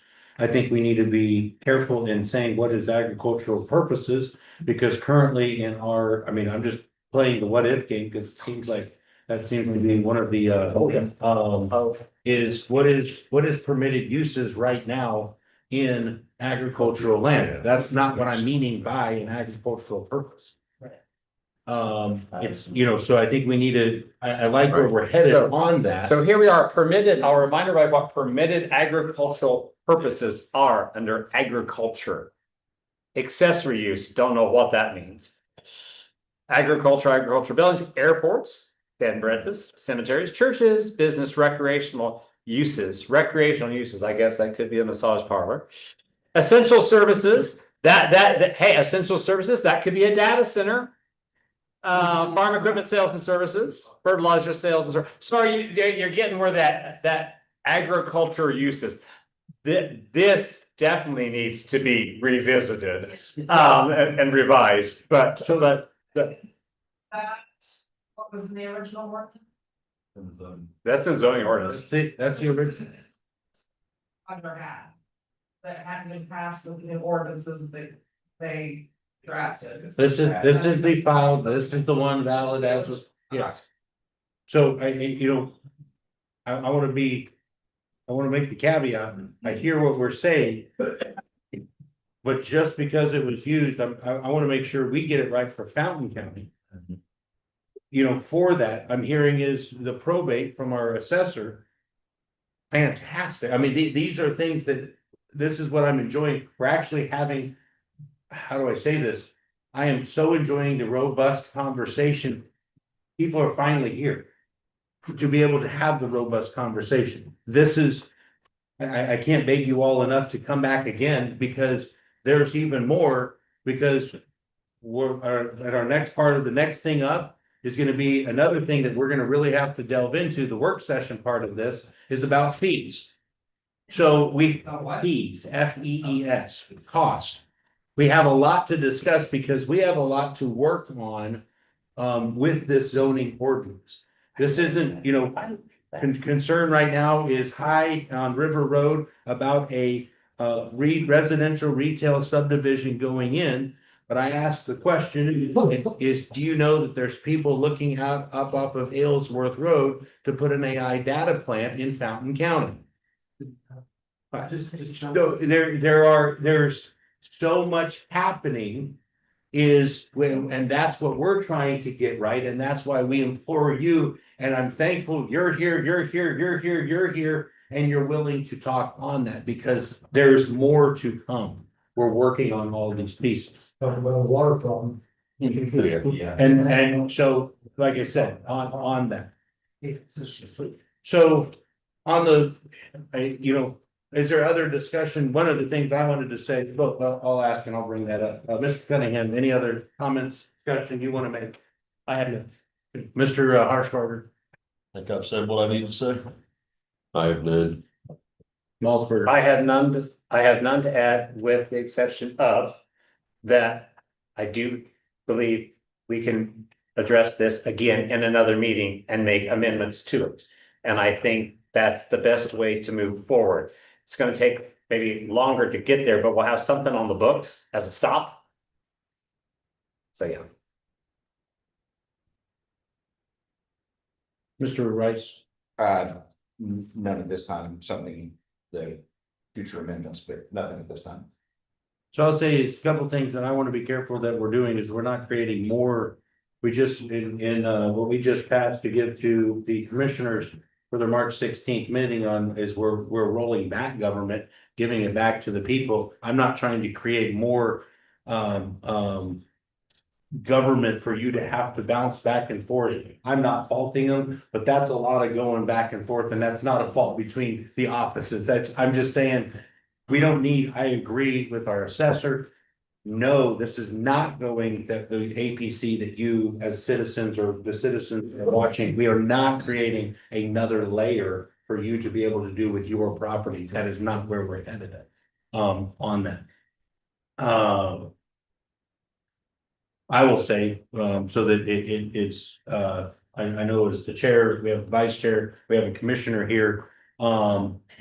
We will be working feverishly, in order to be able to get these pieces. If we can work out a way that we can, do it, I will look at, I don't know that we can call a special meeting in time to get it on your docket for the 16th. I don't know, I'll look at the calendar, but if it is, if we can all, we'll try to work around schedules. I know I've got a busy one. I think everybody here has a busy schedule. On that look, but this is not set in stone by any measure. This is a ordinance to be able to start looking on, in order to be able to start the process on it, to be able to put some controls on residential retail subdivisions that are popping up. Any other discussion? Oh, we've already done discussion. Do I hear a motion on this? I'll make a motion to add this subdivision control ordinance. Have a motion from Mr. Phillips. I'm assuming you said to do it. Is that in an affirmative or to pass this to the commissioners in the affirmative? Yes. Perfect. Have a motion for in the affirmative to pass this to the commissioners. Do I have a second? Second. Mr. Harshbarger seconds it. Any other discussion on the motions? Hearing none, all in favor? Aye. Aye. Opposed? There's that word again, it passes unanimously. Fun saying.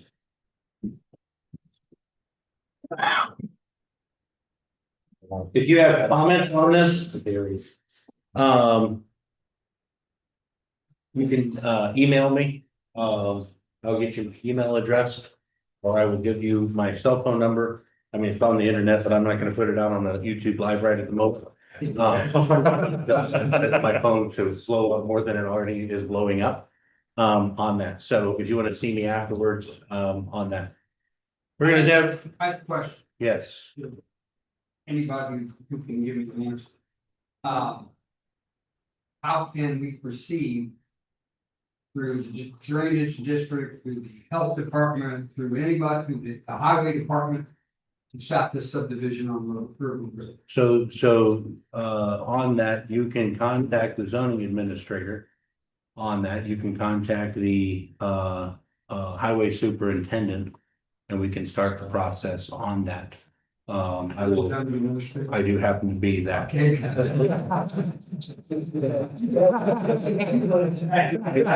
I speak of myself in the third person. Good mind for. That's how you know that it's a small county. This recruit, back in Marine Corps days. I back myself in the third person, but on that, because I found out, I found out today that there's a road out there. I'm unaware of the road until today. So maybe the highway superintendent is unaware of a road. So we would have processes to go through on that. Okay. Next order of business on our is the fees. We're gonna be going into a work session. Hey, John, could we take a quick break for restroom or something? How long do you want to take? Not very long. 7 minutes. We'll take a quick 7-minute break for that. 7:27, we'll take a quick recess. Okay, what do we need to do? Pause, yes. Can we follow that and say, pause that?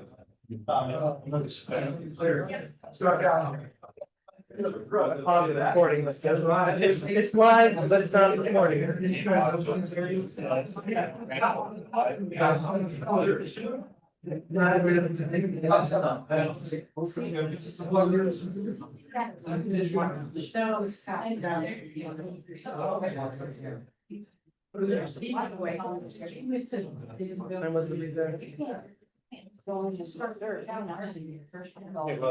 Oh, yeah, you can take on the.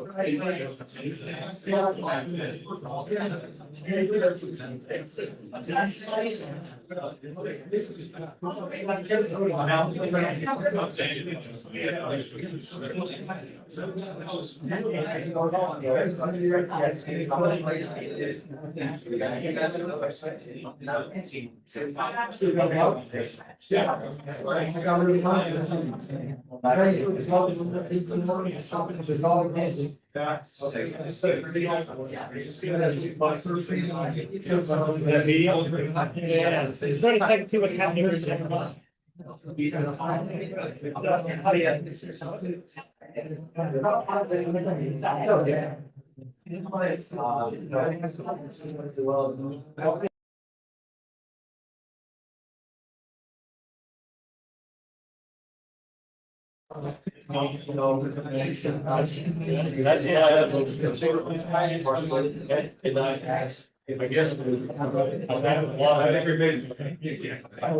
guess. I was just fine, because it's still got.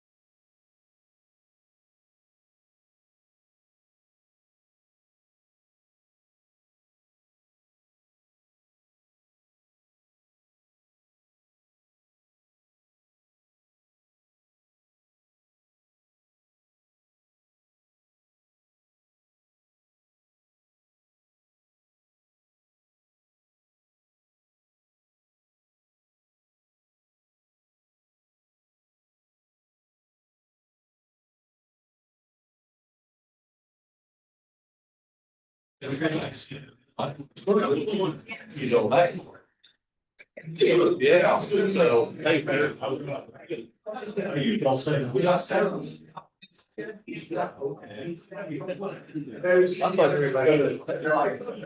All right, we're gonna come back to order. You guess, how are you? Good to see you. All right, so we're gonna start bringing up the concept of fees. I know, as we've had this, this is a little less formal, of it. Yeah. When we talk about fees, it's things like, sure, thank you. the,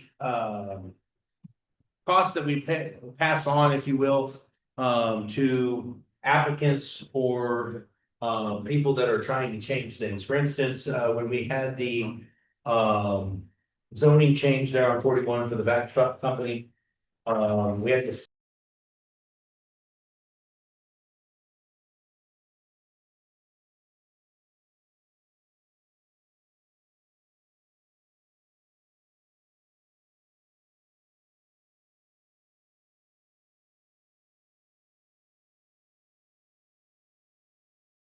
no, I didn't. I'm sorry. Now, good. Thank you. Yep. Okay, just making sure we're back on. All right. Yep. Sorry. Sorry. So we're talking about fees in our work session on this, so to recap, maybe we were muted for the live.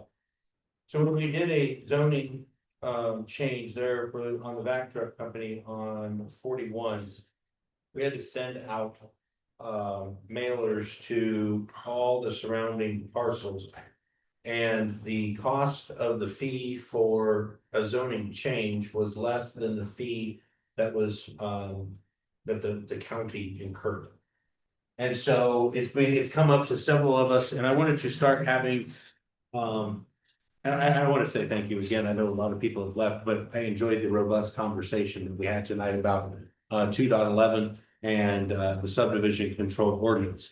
That's how it should be every single meeting, that we're discussing pieces on this, because I mean, this is going to affect us. So I wanted to begin the discussion, and I asked council member, and I know we have a couple of council members here tonight, 3 of them, Mr. Fishero, Mr. Cruy, and I'm forgetting your last name, Miss Crowder.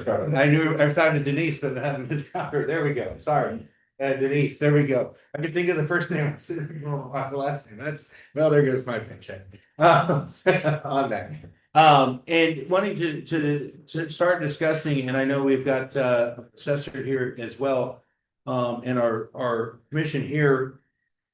How are we going to be going about doing this? What are some things, and take notes, this is the beginning of it, to be able to talk about the fees on all the articles, or what fees are we charging, and have that discussion. So Denise, I'm gonna pick on you first. Well, I did some research just on other counties, Indiana, Illinois, just around with what they're charging or how they do it, and some of our older, it seemed like pretty common was a flat fee. And I'm not talking about houses or, building permits and things like that, I'm talking about commercial solar, windmills, data centers, things like that, so commercial type projects. A lot of them, the newer ones seem to have a flat fee. I see that anywhere from $10,000 to $20,000 plus a per megawatt fee, so it's based on project size. And that per megawatt fee, I saw anywhere from, I think the lowest I saw was $750. I saw them up to $2,750 per megawatt, $2,750 per megawatt. I did find one that also had in, said, like a solicitation fee. That's been a concern from, I think, the county level, as far as these things happen, you don't have a clue about them. So what those are is they would pay, I saw $1,000 fee to each landowner. So if you want to petition 10 landowners, you have to pay $10,000 to go talk to them without using their limit. That puts the county on notice that this is being looked at in the area, and gives the county a heads up. Rather than it's all done, and nobody knows about it, and then they come, and try to do something. So it was kind of they call it a solicitation fee, so they have to do that before they're allowed to talk to landowners. So that was kind of the most extreme level myself, so. I'll speak for, I think, the entire council, but you know, we've been petitioning for these fees for several years. Because it's. You know, we rack up a lot of fees just from the APC, from attorneys, from mailing. And It shouldn't be the taxpayers. No. Okay. No. Speaking as a citizen, resident, as taxpayer, it should be our bill we've been for pushing. them to make sure they're getting their job done as Just an wouldn't ordinance or get- anything to state. There were people that wanted it, but we were told it wouldn't be passed, so. I feel. Council is definitely in support of these for these larger projects to even look at them because we incur tons of fees before anything happens. You know, all the offices from copies they run to time and just, I mean, there's so much behind the scenes that costs that we're not getting anything for. You're just gonna get overwhelmed. Everybody will just file everything if you don't do something. Yeah, I said this sometime last year, you know, even proposing a solicitation permit program for the county. And she said that, I looked at you, I was like, I know. Solicitation fees are common for people that are gonna sell door to door or that kind of thing, but Correct. it's kind of the same thing. Yes. You can't go to a town or a city without going to a town hall board and saying, hey, I'm gonna go door to door, this is what I'm gonna do. You know, why is it any different? Well, and I think also solicitation is a good idea because. You will know what type of business it is that's coming in. And so even if they're gonna wanna just approach one landowner, okay, I wanna buy that 10 acre plot out on 41. Sorry, you gotta get a solicitation fee. Oh, by the way, now we know who you are and who you're gonna go talk to. But then we go to the question and I think it's gonna be a tag team between, not that you guys on, but I think it's gonna be a tag team between Mr. Harshbarger. But can't that guy just sell his property? Why does the government need to be involved?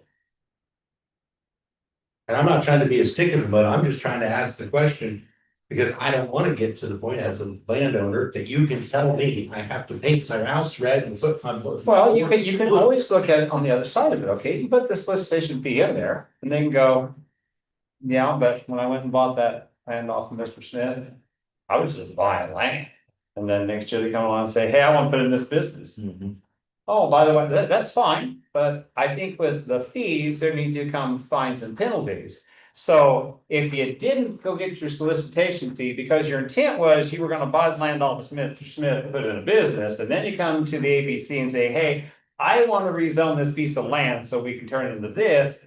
I'm gonna go, oh, but you didn't get your solicitation fee. Oh, by the way, the fine's $2,500 plus the $1,000 solicitation fee. So now I got you for $3,500. So you might as well be honest up front. I think it gets back to that. You spoke about that the other night. It's about being honest and upfront.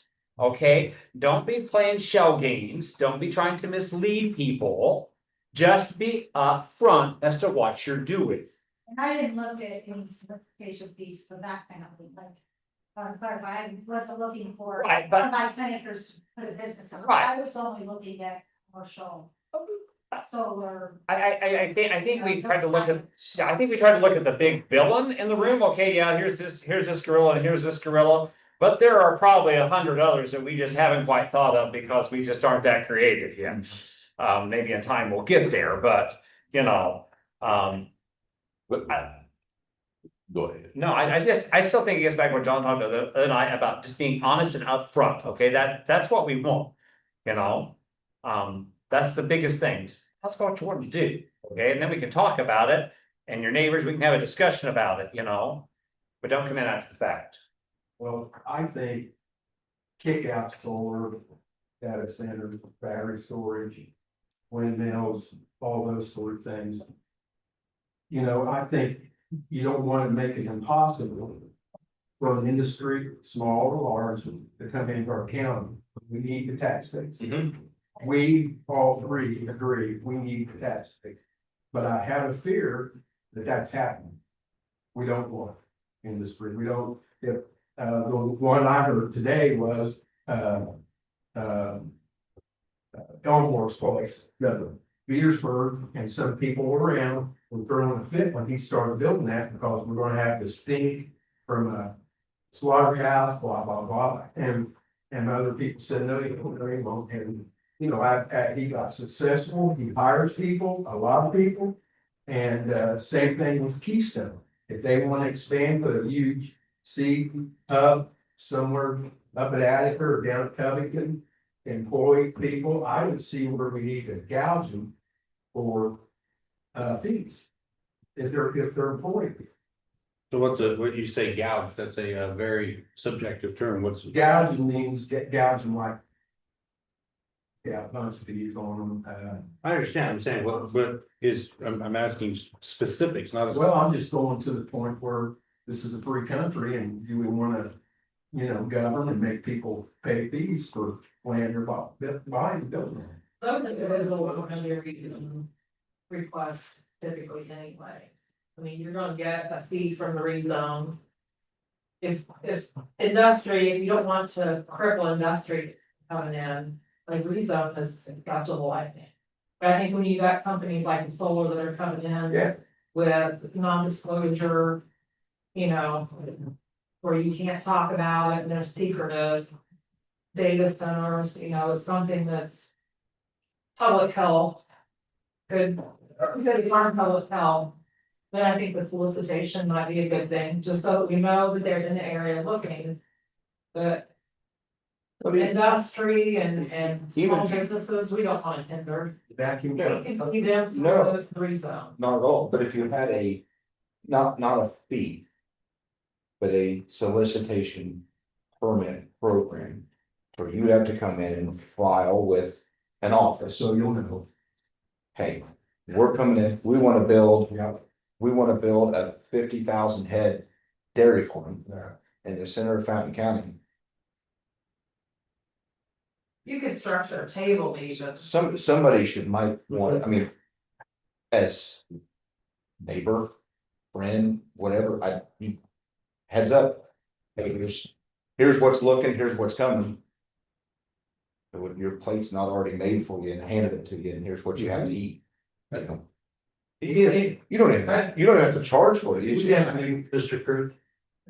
I think what we're talking about is, the industry wants to come in. That fee needs to be adjusted. Yeah. Small, but we're talking mainly the ones that are gonna cost the county money, like solar, wind, and data centers. I mean, the legal fees we've paid is outrageous, just like the letters for that meeting the other night, is $4,000 in postage.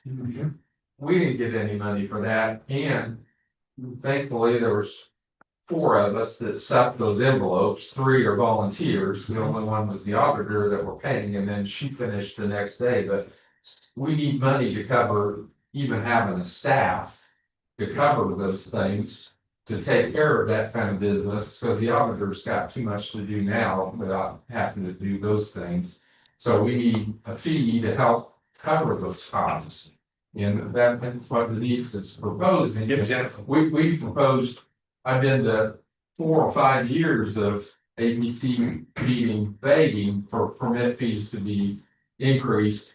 And one person on it, and none of you were on this board when I was proposing all that, and only one person on that board controlled it and said that there's not gonna be any fees, and so I was just talking to talk, because they were not gonna put on those fees, but we need those fees to cover our costs, because you look at the budget that's put for this board, it's 500% what it was 2 years ago, almost. I agree, it's hard to say we don't know what's in the future, like you said, things we haven't even thought of. I mean, 2 years ago, no one thought of mentioning an AI data center.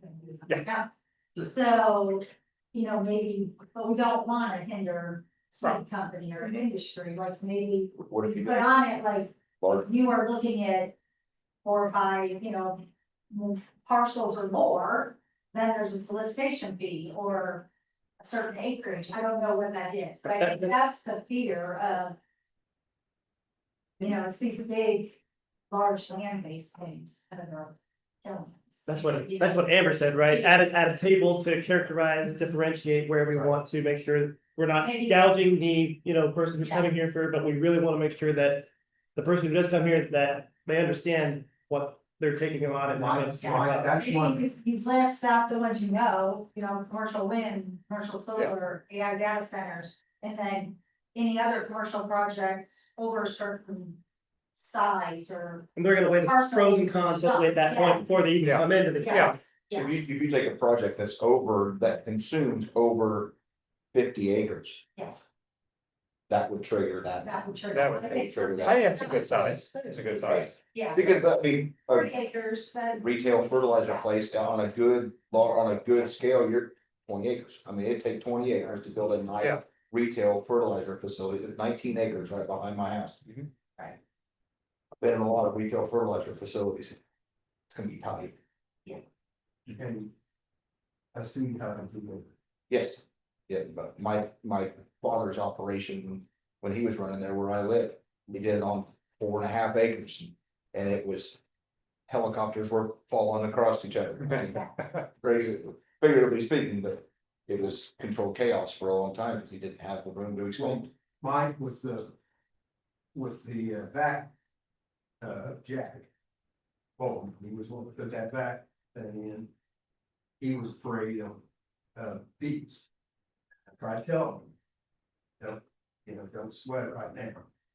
And but he was still worried about it. And that's what I'm talking about, people like that. He's not coming to Fountain County. He's not coming because of other issues he had with zoning and stuff, but that was one thing he was afraid of. These were commercial. I guess if the threshold's too low, then you encourage some reckless entrepreneurs coming in though too, right? Right. So, you have to approve the requirement. So as we look at this, then we also have the other avenue that we've discussed and we've had the discussion on it. I don't think we've ever moved forward, is finding areas that we are wanting to, there was economic corridor. I know that got thrashed around in our planning that, as we find a seed company, a fertilizer company, where do we want to put those? Right. And incentivize that being there. Well, if you're planning on come see us, we know, and we already have places. And we can incentivize that which we want. And discourage that which we don't want. I mean, that's the higher the fee. I think there's one county, somebody told me that, I'm trying to remember which county it is. And they have is $50,000 in order to, was it Vermilion County? Was that you, or there's Some county that's, even if a large scale project like that, and you can't play the finger of God on who Right. comes and who doesn't. But Right. a large scale operation like that, I think I heard the fee was $50,000 just to apply for the permit. And that would include, that would take out of that $50,000 application fee, your assessor's time, your fees, your mailers, your time to have the special meetings to get people in, so the county's not incurring that cost, just because they want to try to come in. And that's what Doug was trying to explain to me for 3 years. Not for fun, of course. Well, and you can't, and that's where I think the acreage, the minimum acreage needs to be established in a future date, needs to be established, because what is it?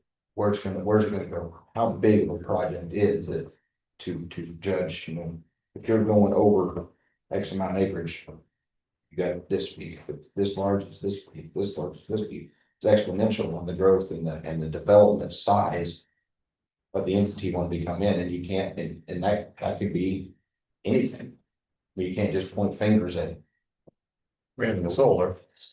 solar, this, that, AI data center, but A gradual increase for different sites, and I think that's what some of them found out with energy ones, and that's why they have a flat fee plus your kilowatt. You're It's talking- not you're talking you know. an establishment that's gonna come in and swallow thousands of acres, thousands of acres. That's gonna take a lot of time and a lot of money out of somebody's pocket to do all that research and meetings and Well, the absolutely. data center, you know, they're invested billions of dollars. Yeah. So, That'd be a problem. Well, I mean, for instance, in the zoning ordinance that we just recommended up to the commissioner. It says in six F, cost responsibility. We're gonna have to go through legal counsel fees, staff time, engineering review to make sure watershed, we're gonna have to get hydrologists that know water in order to be able to make sure that the rate of or all of those pieces, and that goes on to the person that is developing it. And they shall reimburse. Separate cost escrow deposits shall be required at the time of application to the APC and BZA. If you're here, I mean, I think one of the concepts is we're here to do business. Fountain County is open to do business. Well, part of doing business, there's a cost. I don't walk into county market and get free. They're there to do business. So am I. If I really want corned beef, I pay the price. That's, it's, I think we need to have, I'm receiving permits, I've had people submit permits. They fill out the permit application. And then 3 minutes later, never mind, sorry, psych. Well, I'm sorry, it's like a debate of how much skin is too much skin in the game and how little is too, on that, because when you're doing business, we take our time to check our emails, to go and check the files in the auditor's office in order to be able to do this, and we can spend time on it. And then, never mind, you could drain a county budget pretty darn quick Yeah. by filing BZA appeals that we have to spend $4,000 on. You do that 10 times, I mean. Yeah. In addition to. Dudley really would have to. Fees, you made a point, like you still say, and reimbursable fees. Right. Because once you know how much the county has spent, they need to pay for that too. Paying that permit application fee up front just allows us to cover it in the meantime. Correct. But And I think it's- that's the thought it's process. in in addition any- too, it's not, you don't want to make it completely part of. Or you can say up to a certain amount or something, but you want to make sure that having that reimbursement. But I wanna find businesses that are, I wanna design it so that we find the businesses that are, go back to Mr. Maltberger, saying, maintaining our agricultural heritage. What a great place to have another fertilizer plant. What another, to be able to, maybe we could find somebody that wants to grind soybeans into soybean meal, and that'd be great here. I mean, if we could attract that. Another implement dealership. And another implement dealership, I mean, Anything. well, car dealership would be. We won't go there. But finding out that, and that's what I'm trying to spur now, is I think there is a responsibility. I was talking with Mr. Harshbarger on the phone before the meeting. And I was like, whose responsibility is it? I know we spent the $4,000 in order to notify the community. They were appreciative. But I'm not trying to smack the community around, but they have a responsibility to be engaged. But at the same time, there's the other side of responsibility. The business has a responsibility to notify because landscape's gonna change. There's two avenues of responsibility going on right now. And I want to talk about both, and I want to talk about even the third avenue. I think we need to be out there in getting and finding these companies. We're open for business. We're ready to expand, as you said, Mr. Fisher, the tax base. Love it. But we have to do it responsibly, not that anybody's thinking we don't. I'm just saying putting that caveat for our friends that are watching on YouTube to post on Facebook. But we want to back you pay for businesses, not ones that are in the terms of deal behind, they go, hey, we're here. Other comments? I think back to Denise, I think. I think we gotta start somewhere. I think the solicitation fees, I think, are a good idea. If you wanted to break them down by solicitation fees by class, different types of classes of businesses. So like the smaller businesses, if you want to come in and you're trying to look for some place to put this business in, okay, maybe that's $100, okay? At least so we know your name and know where you're at, and what you're gonna do and who you're gonna go talk to, so we at least have some idea. You know, and then we kind of escalate it up by the type of business classes that we think and move it up that way. What if they come in, when you say classes, are you meaning like number of employees they employ? Think about number of employees, square footage of building. $100, I'm just playing. $100, and then after they employ those 10 people, we reimburse the $100 after the first year of employing other people. You know, I'm saying. The banker of me. There's a lot of work that goes into, I'm gonna start a small business and a lot of talk and a lot of things, and I don't know if charging those small businesses. And that's, Solicitation fee, yeah. you just scare them away. Yeah. and that's what I'm. They gotta like think about what, if they can afford to do this. Well, that's where I said by size of building and number of employees, you know, if it's like, if you're gonna have 1,000 square foot of a building and employ. Like 10 or less people, well, there's no solicitation fee, but we gotta know you're soliciting. Yeah. We gotta know you're soliciting. I think you've got an exemption up to a certain amount. Prime example. What if you're already in the county? What if you're Well, they're already here. Looking to expand to a different location. Like, is that business gonna need to pay fee? There's gotta be some allowable, on the small businesses. I think there's, I gotta, I'm gonna see if that's even. there's cost of time, They're willing to sell kind of thing. there's cost of time, there's actual cash you have to pay. I mean, if you have, this is just me speaking for my opinion, I'm not trying to speak for the commission. If you're an established business here and you're a widget making company and you want to expand and you want to triple in size, I want to take out every regulation out of your, I want to make it, how do we help you do that? Yeah. Can I rent the truck? I will personally swipe my Discover, you know what I'm saying? That, yeah, maybe I may over, but that's the kind of thing. I'll walk from the recorder's office to the assessor's office, to the auditor's office, back to the recorder's office to make that happen. We will shepherd that through. Yeah. New businesses that are of the class system of that, then yes, I would. Could you hone in on manufacturing and industrial scale? What is what is manufacturing industrial scale? Because, Yeah. and that, because I would think is, maybe, we've discussed, you brought up the renewables, wind, solar, AI data, all that stuff. Well, they can, right now, according to state law, it's an agricultural overlay, an overlay of agriculturally zoned district. We may disagree with the state on that, but it's still there. But it's industrial, But it's what? industrial grade, It is, but it's not zoned industrial, so but it's assessed industrial. industrial. But and to get back to what Jeff was talking about earlier. McGowan's prime example. Look at all the time that they spent, we spent, board spent, everybody spent, mailers possibly went out, this and that. And that was gonna take, what, a 4-acre footprint of an 11-acre field? There's a lot of time spent there. And a lot of money. And a lot of money. Time is money. And he still had to get permission from the NDOT.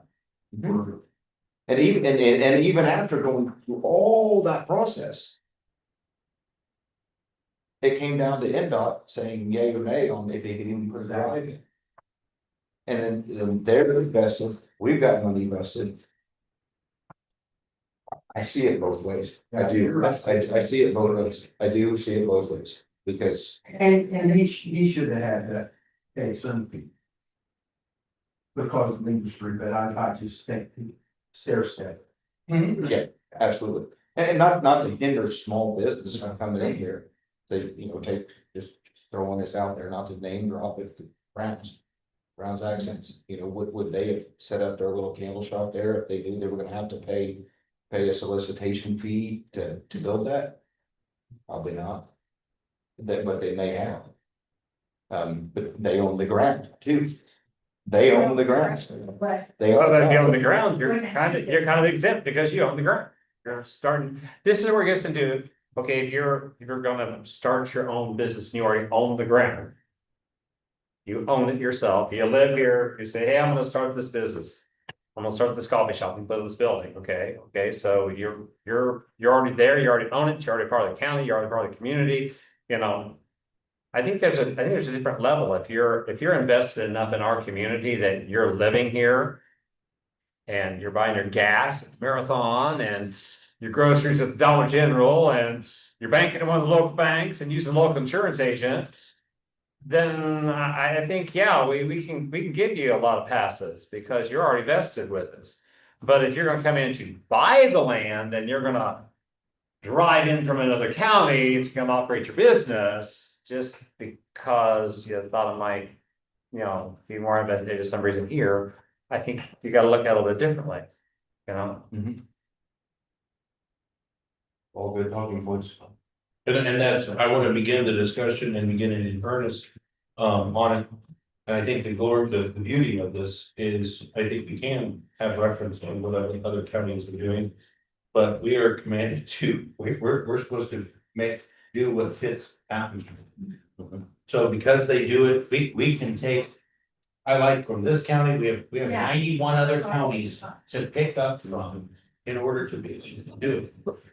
We are different than even our closest neighbor of Warren or Vermillion or Park counties or Montgomery. We are different than they are. So we can be able to adapt them. I don't want them all to drop on this. I want to get this shepherded through.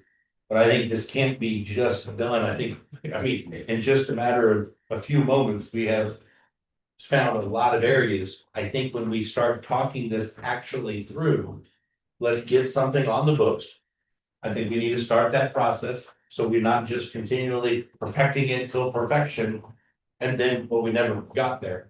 Get something and then continue the process on that. So other comments on this? I don't want to belabor this. It's already. And I also think in doing so, getting something on the books and getting some revenue coming in from these things, I think will help to kind of curtail a little bit of our hemorrhaging of resources that are going out to these issues.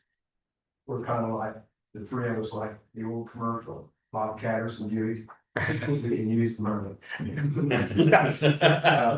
Well, what I'm gonna add is like. We also, besides the fees, the wording ought to be in there that the county is being reimbursed for the postage. Yes. Any research. Oh, I think all that needs, that it always needs to be, the county always needs to be reimbursed for all of it. Well. Rezoning request is a $50 fee, well, that doesn't even cover all the that, so. No. So if you, Yes, not to drag this out any much longer, but. There again, if you, okay, say it's $100 to apply. And then the application is approved. Then you have to start the process of the BZA hearings going over. Then, at that point, if you go through that point of the chain, that's where the fees will start accruing to you. To where it's a tally, and then once it's done. Building permits aren't approved ahead of the zoning or the variance. Right. But it takes money to get the notifications out there and this and that. So if you want to go to that point, to have your hearing, to have your business put in front of the board. Then that's where, when the mailer's sent out this and that, you are responsible for those fees. Yeah, for those fees going forward. Once your application is brought in. If you choose to go forward from that point, know that there will be fees accrued and you are responsible for those fees. And I think, I think the verbiage also needs to be there, before it is finalized, you will pay your bill. Yes. Yeah, so it doesn't matter, you can languish this thing out for 2 years and you might have racked up $20,000, but you're gonna pay your $20,000, you're not gonna get your permit because we're gonna get paid before you get your approval. When the that's an AI, we put in there that they, I mean, we put cost of responsibility on that. And those are pieces, and again, I mean, I agree with the question earlier tonight, it doesn't say it, and it doesn't say it. I agree. So do we need to say is they are exempt?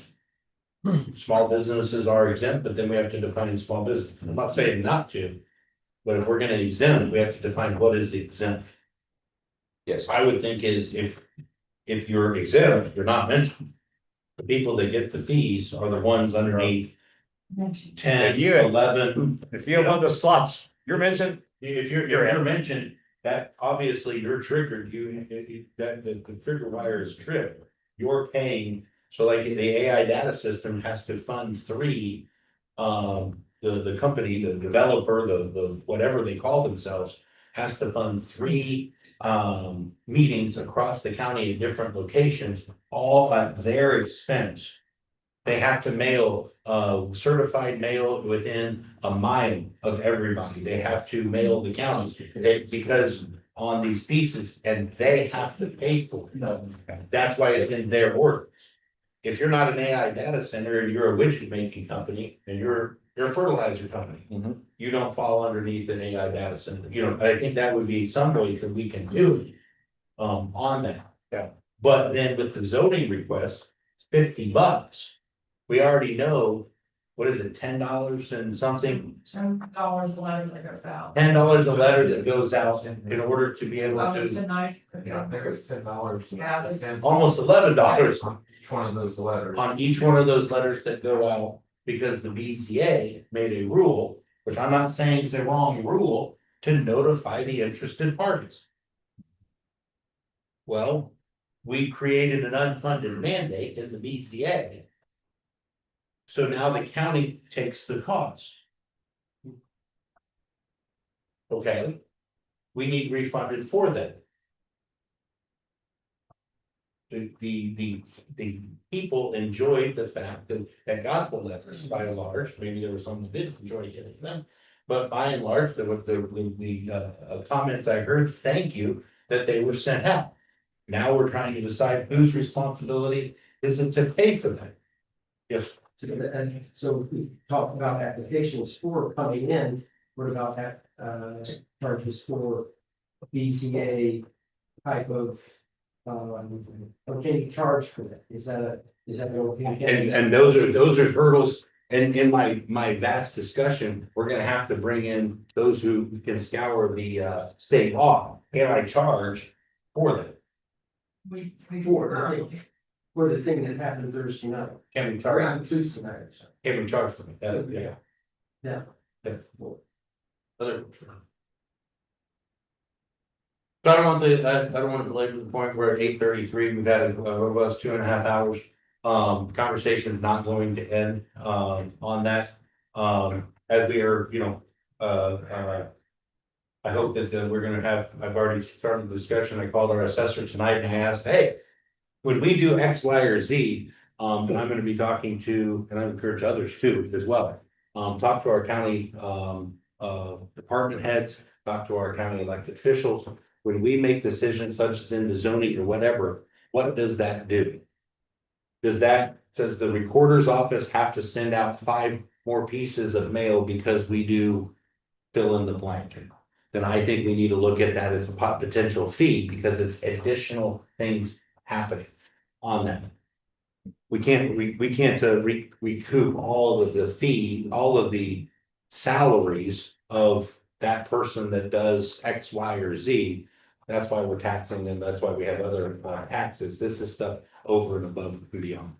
Any other comments, Mr. Harshbarger? You ready to go home too, aren't you?